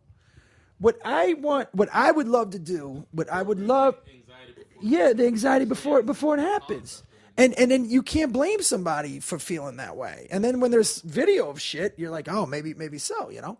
But that's not denying that shit didn't happen. What I'm saying, though, is I wish brothers really had an understanding, and even white people understood. And you know this. Talk to me. The black community, I would say about 85% is fucking righteous, man. Great, solid, loving people, man. It's that 15% is just so fucking bad. No, you know what I mean? And on top of that, say it for you, Chris Rock said it for us both. We got niggas and we got black people. well, but no, straight up. Well, but again, that's the 15% you're talking. But it's also the understanding. Now the thing is that 85%, the niggerism or the concept of being able to be that way is a mindset. It can come over any of us. Well, it can come over a white guy. But the loyalty to the community surpasses the righteousness in a sense. It's like over, because if you ever listen to Dr. King as a speech where he said, you have to call out evil. I'm paraphrasing it, whether it be from the pulpit, from whatever. Now, the idea that, because there's like I said, brothers got a lot to go through. Yeah. Like if you're a black dude in America, first of all, to even have an opinion, and if that opinion goes against the narrative, you're fighting upstream. Right. You're fighting racists. You're fighting the judgment of your community. You're fighting a lot. Yeah. There's a lot to go through. Sure. White guys don't have a community. Yeah. Right? I'm not going to be labeled a sellout if I have an objective thought. Or better yet, I'm not going to be called a name. That's facts. Because, you know what I mean? So that's where brothers have it worse, man. Yeah. I mean, it is. It's tough. I feel, man, black people are just like, there is that loyalty to community, but black people are just divided. I think it's inner fight. I don't even think black people have a mob. Like, we don't have a mafia, do we? No. I don't think anybody has a mob anymore. But you are the only group. Like, but I will say this: you're the only group in America with political leaders. Now I'm gonna say it like this: name another group. The strongest. That's true. No, seriously, true. name fair point. Name a group. And by the way, with that becomes the danger of don't trust. Listen to me. I'll take care of you. Exploitation. But when it comes to it was kind of bottlenecked that way. I think what I from just knowing history, when after the civil rights movement was really the first time the black vote was galvanized and powerful and ready to go and mobilize. Regardless. And once that law was overthrown and you know, and there was justice, there was people that actually saw a way to fucking monopolize it. It has. It's been caught, you know, over and over again. Regardless of all those things, because the Italians tried that shit, you know, with the Italian Defamation League. Mm-hmm. Fucking Colombo got whacked there. I think it was Colombo, but it was this Italian Anti-Defamation League. But they were literally going back to what all you guys. Yeah. Going back to what all you guys say, I believe like whether it's crack, whether it's this, whether it's that, whether it's the upbringing, no matter what it is, when it comes down to what it comes down to, it has way more to do with self-identification. And what I mean by that is we can go by this entire room. Each and every one of you, and to all of our live listeners, each and every one of you, you had a place where you can say you came from. You had a place where you can say you came from. You had a place where you can say you came from. Only a quarter. When you asked both of us were like, I don't fucking know. Yeah. We'll go to Ancestry.com. Nigga,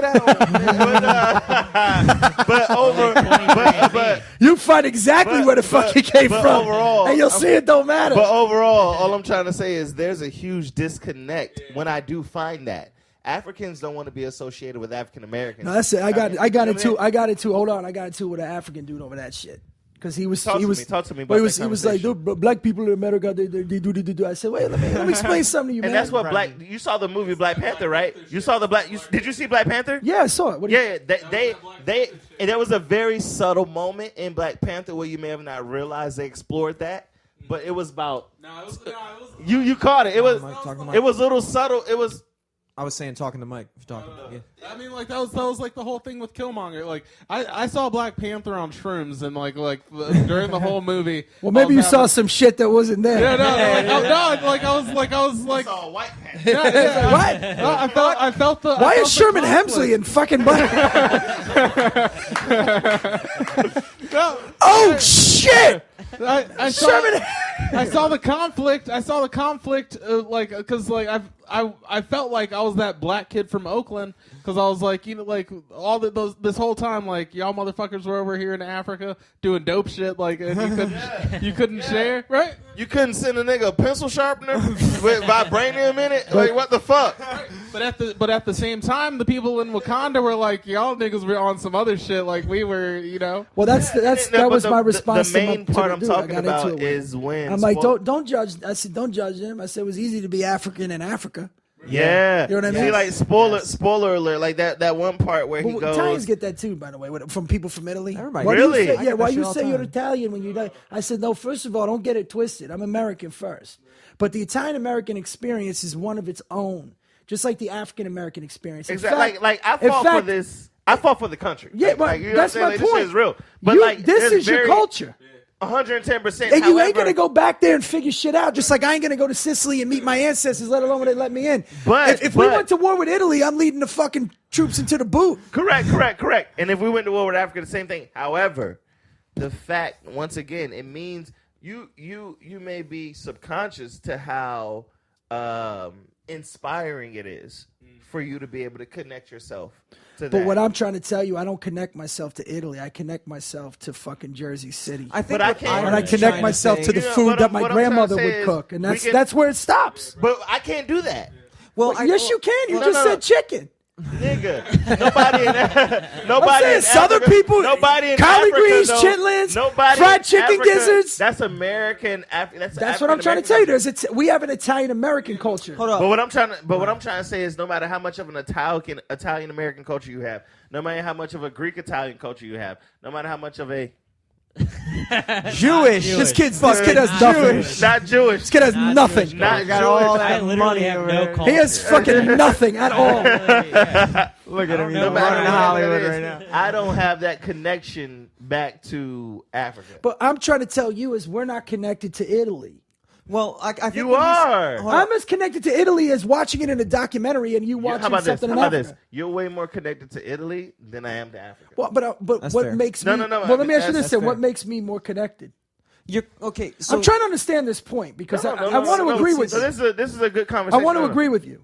Help Jimmy go ahead. Well, you're first generation Greek, right? Or your parents- yeah. So that's a little different. I'm well, third. He was about to expound upon my Go ahead. point. Well, I was saying that I think that the I'm going to do a terrible job of expanding upon your point, but I think that the point you were trying to make is that a lot of your identity, because I've noticed this too when we were talking about like the fucking manja bread versus like the actual white Yeah. and stuff like that. Like The closest you- identity black people have had to any type of African culture is Wakanda. you have an actual But that's thing to your look, choice. You have an actual thing to look back That's on. Wakanda's not even real. That's not Nas. And two Jewish guys created fucking Black Panther in the 60s. No, I'm just being as much no. As much as you're into hip hop, Nas and Damian Marley came out with an album that was attributed towards lost connection. Here's what I'm trying to say, maybe, and this isn't a backhanded compliment. No, we're talking. You're African American. Listen. The two greatest generations, or two groups of people in the history of America, were the founding forefathers who created this living, breathing document that was so vague but yet so specific, and was the basis for what we have now. Correct. And then Correct. black people up to the civil rights movement in America, because now they overcame. It's really one of the most oppressed, and also I agree with that. The Yeah. impact of black people in America is the strongest. It's everywhere. Yeah. To me, that's how I am with Italian Americans. I'm not like, I mean, I'll say some shit about Rome. Like you could say, well, Africa's the birth of civilization, but we don't fucking, I take pride in the fact of the shit that we overcame and how we took control of the unions and we ran New York and we started the commission and all that kind of shit that most people shouldn't brag I about. see his point now. I do see. What I I'm see saying his is point that now. your history, if black people, your history in America is, in my opinion, not world history, Talk.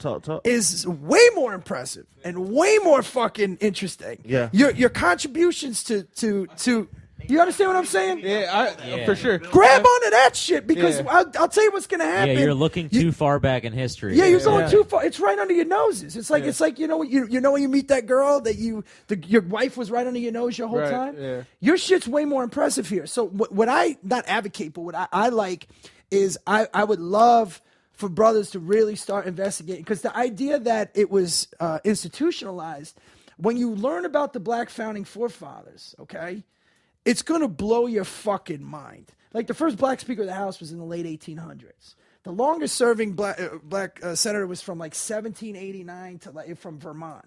The amount of heroes that like this country's is more yours than mine. Right. You understand what I'm saying? So and just everything. Like you guys, it's almost like there's something holding you back, but yet you're just still remarkable.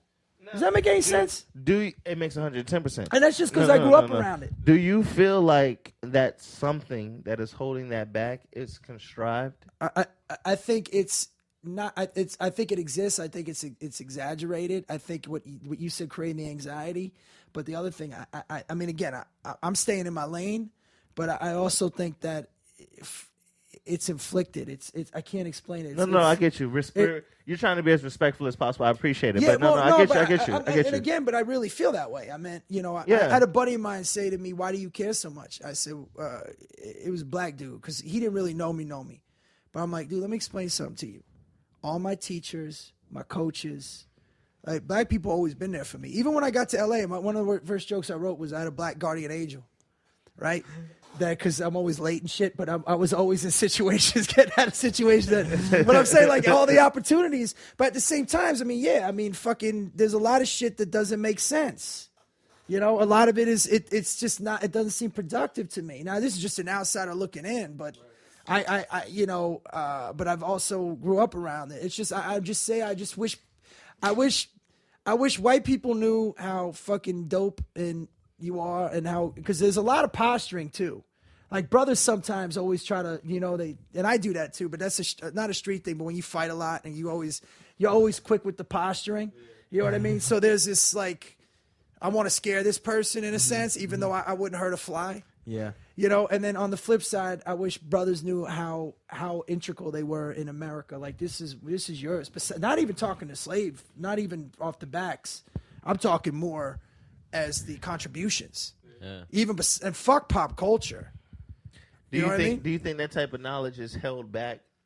Like this is my point. Let me ask you this then. The idea that it's purposeful. Yes, a little bit. I think the idea, if you can get rid of the narrative that racism is institutionalized. I mean, it's a fact that black contributions have been erased. Look at the monument movement. Yeah. Now, there's a fact that after the South lost that entire movement and everything for slavery and all that type of shit, they put up more monuments throughout time. Well, they were fucking, because now again, there were tons of organizations. There's a mixed argument with that too, so because they do identify with the South as their culture, and at the same time, you can't be asking why is the black school named after the guy who fucking fought to keep them enslaved. But you know why? But those statues, I think a lot of it was I think no. There's a documentary that's out on it. The reason why that came about was to I don't want to go as far as saying this, but I want to be realistic. It was in short term, like long story short, it was to subconsciously continue to teach those white kids that they were the ones to be revered. Well, there's another thing too that people forget. Like, that third verse everybody's so mad about. But if you notice, he says slave and hireling. Now, you mean in the national anthem? They were actually, I think, Austrian soldiers that King George hired to fight, and there were slaves actually fighting for King George. They were mostly in the South. Northern black folks fought with Ben Franklin. I think King and George were the ones that organized, but they were fighting with the colonies. So this is some people don't know this. Mm-hmm. So King George offered emancipation to any slaves that fought for the crown. So the Irish were enslaved. They call them indentured servant. They were fucking slaves, dude. And they were like, fuck that. I'd rather die than fight with Britain. Yeah. Northern black folks were like, all right. Was that somewhat of Brad's Pitt character in the 12 Years a Slave thing? I didn't see it. Okay. So the Irish were like, fuck that, we'll never fight with the crown. Well, I mean, like the Irish weren't even considered white. No, they weren't. Neither were Italians. You could look it up. There was a Yeah, law. like the Irish weren't considered white until they were handed the police force. Well, they call us Guinea for New Guinea, saying that we were black. Which again, Yes. that's where the Guinea comes from. But again, what's it matter? You have to understand. There's also an evolution of society. There's Right. also an evolution of knowing each other. Yeah. But where brothers get fucked in the South is that the Northern brothers fought with the colonies. Southern brothers were like, wait a minute, let's hedge our bets here. Because if we win, we're free. Right. Now, you ever hear that expression, being sold down the river?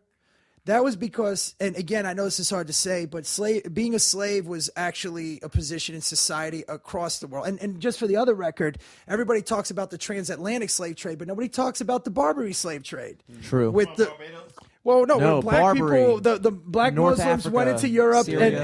and were trading white people, Yes. Europeans for years. It was actually a longer. The word Slav. The word Slav. Slav The is Slavic slave. people. That's slave. Slavic is slave. That's where you get slave from. The Barbary slave trade. And ghetto is Yiddish, is Jewish.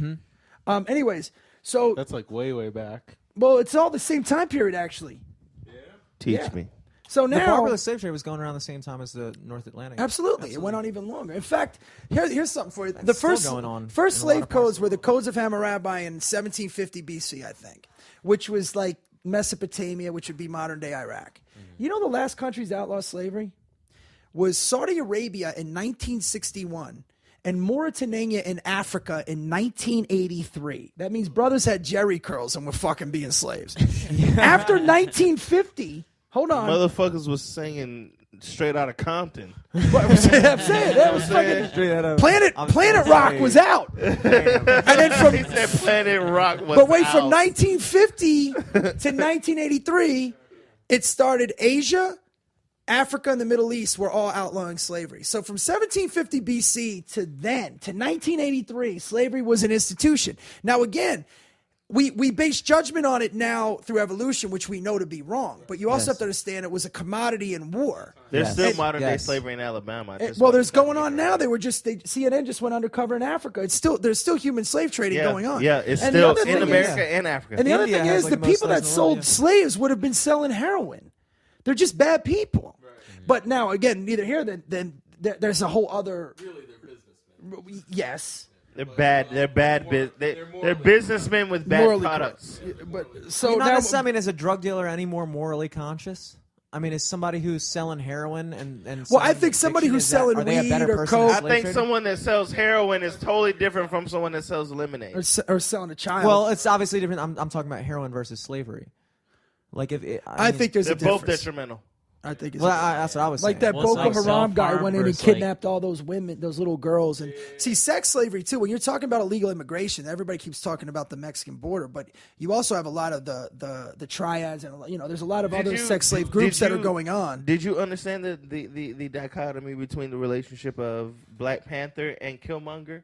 Like what? he Yes, wanted that to I do? understood. A lot of Black people, from my understanding and from my correspondence, are way more fans of Killmonger's position than they are. I've noticed Black that Panther. too. I've noticed that. Yeah. Well, you also missed the position of being ignored and ostracized Yeah, from a family. but I mean, like so watching that, like I was living 1,000 lives and feeling 1,000 feelings. Yeah, like I was like, I mean, I felt like I was Killmonger because a part of me is that angry black man, the angry American black man. But what makes you angry? Because Wakanda doesn't exist; those weapons Right. don't exist.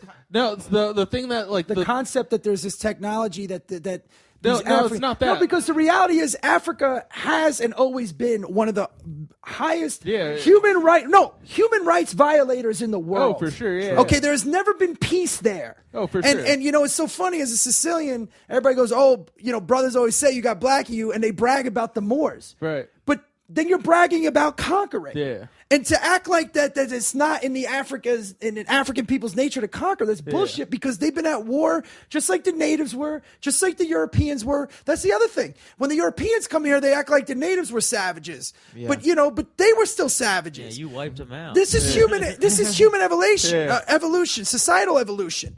The idea that one group is just evil and it's not. If we go back Absolutely. initially, What you know what Warmonger shows me? This is what it shows me. talk to then. me. Killmonger. Killmonger. If you can, then you would. That's what that tells me. Yep. So Elaborate. Well, in other words, saying, "Oh, I'm a victim," right? At one point, I wasn't.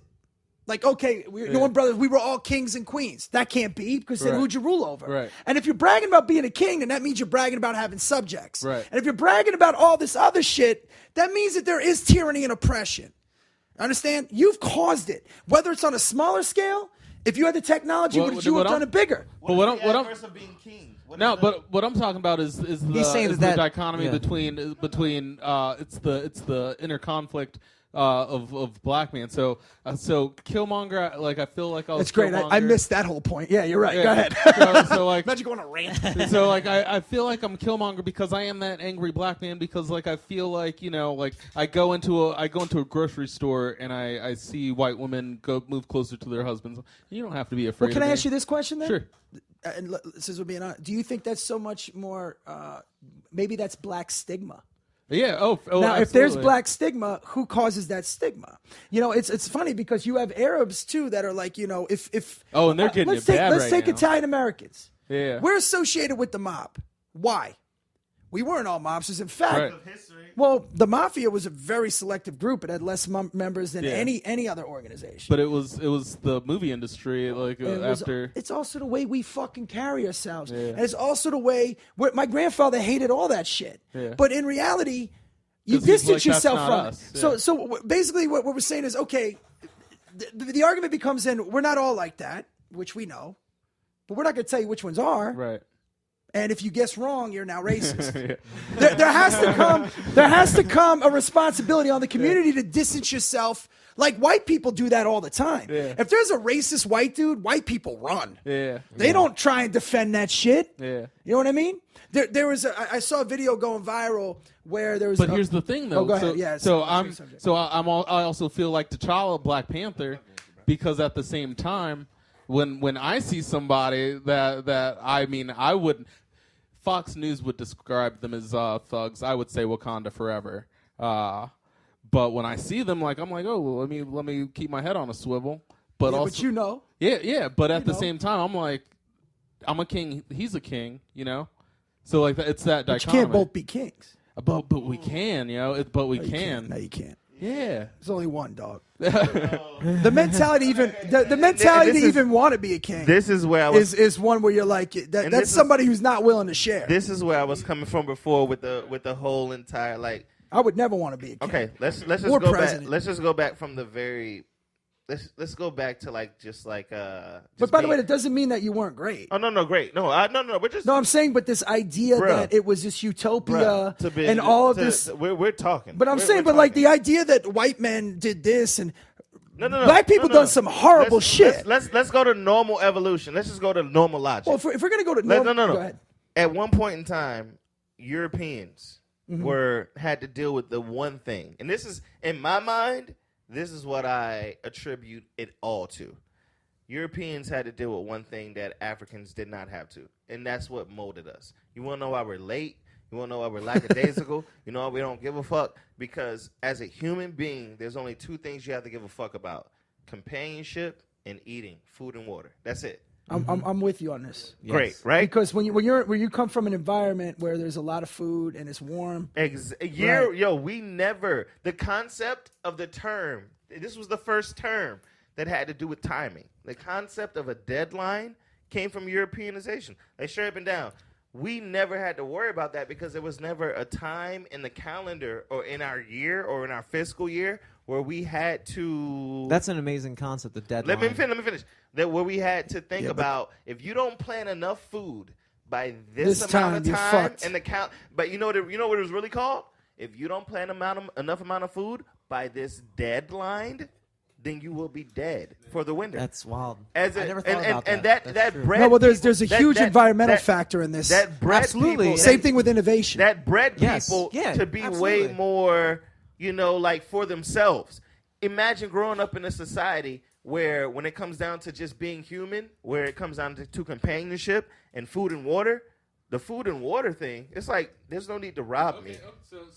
So we're almost there now. Like I feel like we're No, almost. you're there right. It's like as an every man humanity for now. himself mentality. Meet and take what you want. And Yeah. we never had that. But at the same time, though, I feel like we've evolved past a survival basis, and we've talked about. but this that's only shit. because of technology. Yeah, for sure. Dude, you're only 3 days away from being starving. Right. Yeah. So don't even fucking kid yourself. Yeah. The only reason why you got to understand something too is that technology is a paradox in itself. But all of this shit is just icing on the cake. I mean, we got cameras looking. Do you understand when you look at the contribution of the European? Okay, just think about the technology and the Asians as well. Well, everybody learned from each other. That's why I don't get the whole cultural appropriation Right. thing. It's like, That's what you want. That's I don't ideal. get it. It's a good thing. Yeah. That was Yeah, the it's- point of it's what- America, a melting I pot. don't think cultural appropriation is necessarily a bad thing. It's exactly what you want. That's how you evolve on ideas. okay, so like- then let's just say this. Let's just say that I know you don't agree with it. I do because it's stupid. All right, white guys invented football. It's a game that white guys invented. Right. They didn't allow black people to play. So now black people started playing. Hip hop is cultural appropriation. How? It's country western Something music. I got on a polo right now. You heard of the lowlifes. You remember that whole era in the 90s? But I'm Leland. saying it's We turned polo into our shit. okay. That used to be y'all shit. That's our shit. So then you appropriated polo from white people? 100%. I don't think so, man. Hip hop did. Yeah, but it's still American culture. I didn't say it isn't. I'm just trying to say hip hop is. All right, Yeah. let's start with this. Let's start with string instruments from Asia. Now let's start with this. The guitar is from Spain and the piano. These are Cultural all, appropriation is good. I don't think it's. I bad. think it's great. But when you appropriate something, it's taken.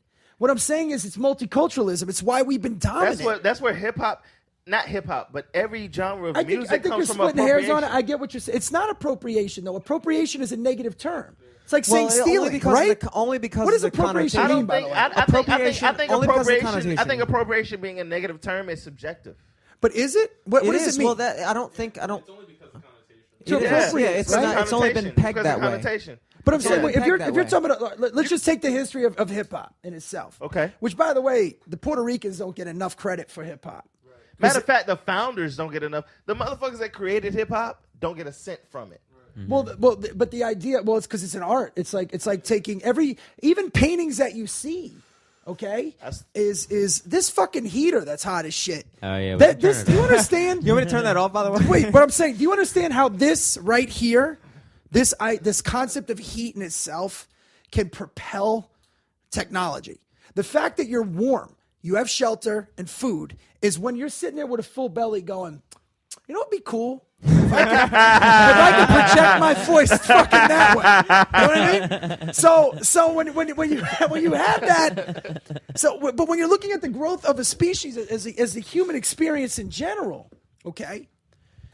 When you're looking at the fact that you can't, getting back to the appropriation, like if you were to take hip hop, let's start with the piano and the guitar. Okay, now first of all, the banjo is the closest thing to an African string instrument. The Africans had a thing called a banjar, which was like a fruit with a skin on it and like three strings. Why have you not fucked the black girl? Huh?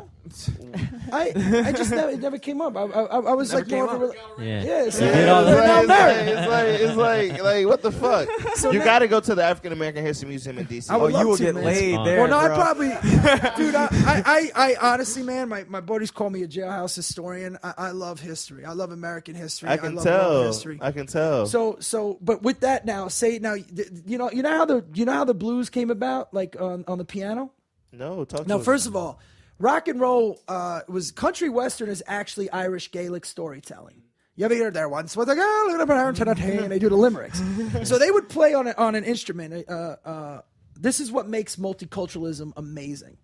So they would play on their guitars. Now, back in the day when slaves were taught to play the piano, which I think was invented in Austria, it's a European instrument. It could be. I could look it up. With the Continue. ironically, Seems with the so, yeah. ivory being Ivory, stolen yeah. from Africa, and Had to be killing something them, close, yeah. killing fucking elephants. But anyways, but it was a string instrument where they got from China. So they learned to play on the piano, and they would take, because they didn't have music back then, they would teach that a slave or whoever to play that piano, including the Irish, by the way. That's how they picked up Like a lot of they them almost picked use up the slaves guitar. as instruments to play the instrument. So now they would teach them classical music. So in all actuality, and again, if you guys listen, which I doubt people are already, I'm sure they tuned out. You should watch the series Underground. Yeah, But they because of they would be taught classical music, but because Africans by nature are percussion cultures. You're a warrior culture too. You're a lot like the Italians and the Romans. We're a very alpha-driven culture. Watch this. So they're playing piano, but then they start doing percussion with the chords. Boom, Boom, boom, boom, boom, boom, boom, boom, boom, Like hitting right? that shit like it's and an then all of a 808. sudden it was a new sound. So Yeah. now you had the country western singers, the Irish, and they would come together and it would form, because rock and roll is the blues and country western music, which came from the blues, which came from fucking Gaelic storytelling, which came from African percussion, and boom, now you got rock and roll. Now, Elvis has been mislabeled big time. Actually, Jet Magazine did an article. He never said that shit. Actually, Elvis had an old black dude that taught him how to play the guitar. He lived in what was called a shotgun it wasn't shack. Forrest Gump. He trying to lived say in it right now? he lived in a shotgun shack, which his dad was in jail for counterfeiting. It was just him and his mom, and he was considered odd. The white community didn't accept him. Black people were, but he got a lot of love from brothers. That's why he was always buying people Cadillacs. Anyways, he was the face of it, but he was so exposed to gospel, which is a Southern thing. So now here comes the biblical influence. Bible Belt. Right? He was born on the Dude, Bible this Belt. is all beautiful, right? It's almost like we're reverse engineering it now, right? The fact that like take the NFL. It was a game invented by white people that really came into real prominence after the war because all the people that came back had military experiences. That's why you got hut. They didn't allow black people to play. Really? Yeah. So the black people were able to play, and that just took the game to a whole other fucking level. I do a joke about the first black guy ever in the NFL because they must have been like, "What the fuck?" Right? Yo, black people take everything to Yeah, of course, man. I mean, and now, but then it evolved to what it is now. So to claim something, that you can't stop and begin it where you want, and that's white people and black people in general. But what made America so great is this fucking Bruce Lee. Bruce Lee did he did the laws of Jeet Kune Do under the same ideology of America. He took first rule of Jeet Kune Do is he studied every different martial art. He absorbed what is useful. So he found what he thought was the best of every martial art, right? And he took that, and it said discard what is useless. So that was the next step. 3 was find your weakness and work twice as hard at that. And number 4 was add something specifically your own, make it unique, and that became his fighting style. That's the same thing with America. He patterned it off of that. That we have taken what makes America so great is that we are so fucked up. We're a dichotomy. If you're here, you're one of 3 things. You're either a slave. If your ancestors were slaves, you were either an overachiever or a fucking criminal. That's the only 3 reasons to leave a country and come to the new world. That's true. All right? And you're an overachiever. If you're like my family were overachievers. To get in a boat and sail from Italy. Well, refugees. They come here because Mussolini was a dick, and then and the fucking socialist. He was a real fascist, by the way. Yeah. You had dictatorships. Europe was in shambles. You had fucking Hitler going. There was just a lot of stuff going on. You had and the reason why this wasn't an issue back then is because everybody was poor, and everybody didn't care. They all identified with their communities. But since we're evolving as a species and a race and in America, it's time to shed this rhetoric. It's getting nothing done, and even the only thing it's getting done is it's pissing people off, it's dividing people more, and it's making very few people money. And that's why I think it's happening. So what do you think needs to be the solution We got to stop. for black people and white people specifically? 2 different answers. I see, the white people don't have a community. I don't think and it's that's 2 the, different and that's answers. the other thing why white people, in my opinion, succeed in general. Is we don't need we work alone. You know what I mean? There's no group of white guys going, don't operate outside of this, or you know what, you need to employ this and that, and it just seems that. There's no one ideology. It allows everybody to work on their own thing. Yeah, you just be if you be an individual. When you look at successful people in any occupation. The number, like I said, it's accountability. It's thinking outside of the box. It's taking risks. It's failure. You think we'll ever get past this racism thing? I think it's, you know what? You'll never get rid of racists, just like you'll never get rid of pedophiles. You just can't keep fucking making it the rule when it's the exception. If I said, it's just a waste of time. I mean, look, I'll be honest with you, That was man. a good, yeah. It was, You just it's got to stop, man. I don't. What's sad to me about the whole thing is that kids are still dying. At the end of the day, and no, but I don't think anybody. In Baltimore, we still have ceasefire weekends. See, I don't think kids care. We I don't think we these people care. we just had one of our most successful ceasefire weekends last week. And listen, like Which I was said, a if it great takes thing. unity, if it takes a community to say, look, we don't. But the idea of community in itself is fucking. You can't. You know what I mean? It's not going to work. You have to act as individuals, and you have to. And this goes for everybody, white people too. But I think by default, most white people act this way. Like I don't have, but again, I think that's why I do sympathize. It's being black is an uphill fight, and whether it's the stigma, whether it's the perception from white America, but then there's the communal shit that you got to deal with, and it's so funny. You get anybody one-on-one, and they're very objective. You get them in a collective group, they look around to see To see the vibe, info to with see the vibe. But like if you think outside the box, you could automatically be labeled an Uncle Tom. That's the thing that bothers me about the social justice people. They literally will make an argument, and they'll start to eliminate the opposing view. They've created this pyramid. Did you see the social justice pyramid? Where the higher up you are, the more relevant your opinion is. So white males are already at the bottom. So they're like, get out of here. So now if they make a statement about that, they're already saying you can't understand, you're irrelevant. Then any group opposing them is already labeled. So say you're a black dude and you're like, wait a minute, I don't. Yep, Uncle Tom, get the fuck out. Oh, I'm a woman. I don't agree with that. You're brainwashed. Get the fuck out. Just like you saw those people in the lobby. That is, there's no just sitting down and saying, how do we solve this problem? What can we do as a collective group to solve this problem? So you're saying the dialogue is the key? It's just the idea of being pragmatic and removing your emotion. Act as an intellectual. What is the problem here? What are we trying to solve? Like, again, Black Lives Matter and the cop thing is a problem, but it's a symptom of a much bigger problem. It would be like, let's cure the side effects of chemotherapy before we worry about the cancer. Does that make any sense? No. But then for people to fucking also discredit it and not acknowledge it and not say, look, don't be dismissive of this, because the reality is you don't care about all lives. You're just creating this to piss them off. Yeah. And when both sides come together like that, they can't see what lies after. But the reality is here's what you have to think, man. I got to get back. I got to be up in like 4 We're hours. about to, Hold on, but wait. Yeah. Here's the thing though, that if you think that there is selective groups of people that speak on behalf of other people to solve a problem that really is unsolvable, like if I'm in the business of ending racism, I might as well be in the business of ending death. Right. You're gonna always be in work. You're always gonna be in work. Yeah. You don't end hate. You enlighten it. Yeah. You know what I mean? By example. Yeah. If we had a racist dude in here, one racist guy in here, and he had a problem with, if he was like, yeah, fuck, I agree with what he's saying, and he may agree with me for the wrong reasons. Right. All right? Or I might be right. I might be wrong for the right reasons. It's all intense. Right. Is it coming from a good place or a bad place? If this whole room is filled with people that are like, why would you, like what I did with the heckler tonight, man? Why would you say that? Why? What is your point? When you confront people with questions and ask them to explain themselves, there is an enlightenment, because then they don't realize what the fuck what is their point. Yeah. You know what I mean? Like, why would you say to somebody to make that? What is your goal, to make this person feel bad, or are you trying to solve a problem, or do you even care? And if I think that self-reflection does come through dialogue, Right.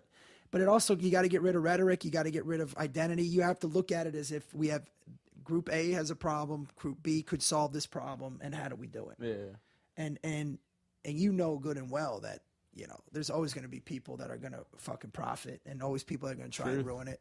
Truth. But I think the intellectual community really needs to start speaking up now. And the fact that we have a president that is very divisive, really hurts it. You know? And it does. Because this guy, if you're a coach and we're down, or say you know how to call offensive plays, but if you get in the locker room at halftime and you start dividing the team, that you can't be a good coach. And his mouth is going to overshadow anything he accomplishes. And some of the bills he's passing I like. Yeah, me but too. But I agree with you. He's fanning it. And it's not a good thing. You know, just on the opposite, I thought Obama was the most presidential. I didn't like his international policy sucked. Wasn't a big fan of the Obamacare thing. I thought it was a debacle. But at the same time, I don't worship him. What a good word. But I'm saying I don't worship my president. Yeah. He's not a person to worship. He's an employee of the United States government that needs to be held accountable for his fucking job, which is another reason why Trump can't handle questions, because he's never worked for nobody. So when people ask him, he acts like that they're out of bounds. Like, why do I need to give answers? Yeah, it's like, no, dude, we're the press. This is our job. But now the press isn't even about reporting anything. It's about pushing their narrative. Yeah. And everything is just fucking about brand and I don't know, man. Dude, he He killed it. Fucking he killed nailed it. it, Yeah, dude. man. Nailed it. I'm That's sweating. a That's good, the fucking best heater and the worst thing about What the fuck is that thing? It's kerosene, Where did you- baby. kerosene? What layer of hell did you get that heater Not from? need it. Yo, please plug your shit. Yo. All right, listen, man. Yeah. First of all, Thank you for fucking with us. dude, I told you it's my favorite thing to do, man. I'd be Fuck up in yeah, my, in man. my hotel room anyways. I'd be up anyways. It's 12. It's midnight for me. I know, right? No, my favorite thing to do is to kick it with comics, young comics. I love talking. I think that the more dialogue and ideas that you get out there, comment. And if you don't agree with me, that's fine. I don't even know if I said anything that's not to agreeable. all of our listeners. You know what I mean? Like we had a lot of constructive conversations tonight. Well, That dude, was it's dope. and then That not was only really dope. constructive, like we exchanged opinions, and I feel like at the end of every single one of them, we all ended up agreeing with one another. Well, because if you base everything in love, that's it. And I don't want to sound kumbaya, but like, where are you coming from? Or do you want to point out that there's a high mortality rate in the black community because you want to say, oh, look how they live? Or do you want to identify a problem and say, how do we stop these little kids from dying? You know what I mean? Are you going to sit there and kneel for the flag and act like that you're angry, but yet you have no solution to the problem? True. You know what I mean? True. And do you really care about these kids? I'm sure people do. I think most people come from a good place, but there are those people that don't know where they're coming from and they just walk around angry. True. You know what I mean? And Facebook, social media is you know, fanning that flame, man. All right. Anyways, so tomorrow, well, you won't see it. Yeah, just check out my special. Go to BretComedy.com. It's called Principal's Office. I shot it in one take. Killed that shit. Neil Brennan Yeah, did. like I a mentioned free- that. good. Like a freestyle. You're very critical of yourself on it, but I thought it was very good. You know why? Because I know it could be better, but I need to It chill always with could that be. shit. Yeah. Neil Brennan from, he did Chris. Chappelle Show Yeah, and and Chris, shit, he yeah. helped me with it. And I got Eric Griffin from Workaholics is in a couple of the. Yeah, he's a Okay. cool sketches. dude. When you dude. said that this Did he is do not this? happening, Yeah, What you saw in the beginning? light skinned brother, waffle color brother. this is not happening. It'll probably be on YouTube by the time I don't it's think out. so. I think it's coming No? out in May. I think Ah, around This Mother's is Day. not Oh, happening. Well, you did man. a season ago or something like that. I did You 2 seasons ago, but the new one's airing. Would have aired already. Dope. Oh, it's cool, man. And Nice shit. yeah, that's it, man. And and the Cobra Kai series, which should be coming out on YouTube Sick. Red. Check that out, YouTube Bread. And come to Magoobies and check out these guys. Goobies. Okay. Yeah, we got Leland Clayton in here. Yeah, what do you guys Outstandingly, got? the handsome gentleman with the fro. We got Eric Glazier in here, the cool slim dude that's not Jewish but is Jewish. Who just and then- drops fucking haymakers. yeah. Like It's like when you were playing the video games and you're playing the boxing game, you're hitting that motherfucker, and he's got one shot and you're done. hey, one finish. Boom, boom. Yeah, the fucking it was like fucking piston Honda. Falcon punch. That's my dog. You're like, what? I was killing. How did I get knocked out? That's my dog. That's my dog. That's my dog. Yeah, guys, check out Laughable. It's a dope app. You can find us on there. Shout out Ned McKinney. Oh, and I'm sorry. I'm going over to All Things Comedy now. My podcast, You're on the List, is on All Things Comedy. Dope. Huh? Yeah, we just moving over there, man. All Things Comedy's doing some dope shit, man. Yeah, What's the name of the podcast? Shout it out. It's called You're on the List. We're already on top 10 on Stitcher. Fuck yeah. You're probably on Laughable too. We're I on don't think I bottom am. 10, dudes. I will be though. Fuck yeah. What is that? Wakanda? I just got a fucking video. Hey. That is Wakanda on the screen. Can I just say right one there. other thing? I like Luke Cage. Why did people forget Luke was around? Everybody was like, Luke got nothing. Wakanda. I'm like, what about fucking Luke Cage? Didn't like the Wu-Tang Clan do that soundtrack? Isn't that Yeah, it's impressive? dope. No, it was every episode was a Gangstar. Okay, yeah. Gangstar was dope too. Yeah. Yo, thanks for coming Yo, through. Bray, I was dude. about to say, I was about to be like, yo, I was nice meeting you, brother. Yeah, dog, Yo, of this course, has been, man. this has If been you're an honest in the pleasure. area dude. Labor through. Day weekend, we got the Baltimore Comedy Festival. Yeah, I don't think I'll We be got here. other, I know you won't. What the fuck is? When is Labor Day? Fuck out of here, Brett. That's why I brought you here, dude. Like, what the? When's Labor Day? When's Labor Day? It's like September. But I'm Yeah, pretty okay, sure you okay. like got other things going on, all this type of shit. No, I don't even know where I'll be then, man. But if you're in the area, Ballroom we got Comedy. that going Hey, on. make If sure you guys show ever to- come to LA, come to the store, man. I'll show you around. I did a Fuck taping yeah. at the Ice House last year. Oh yeah. But it's What was it for?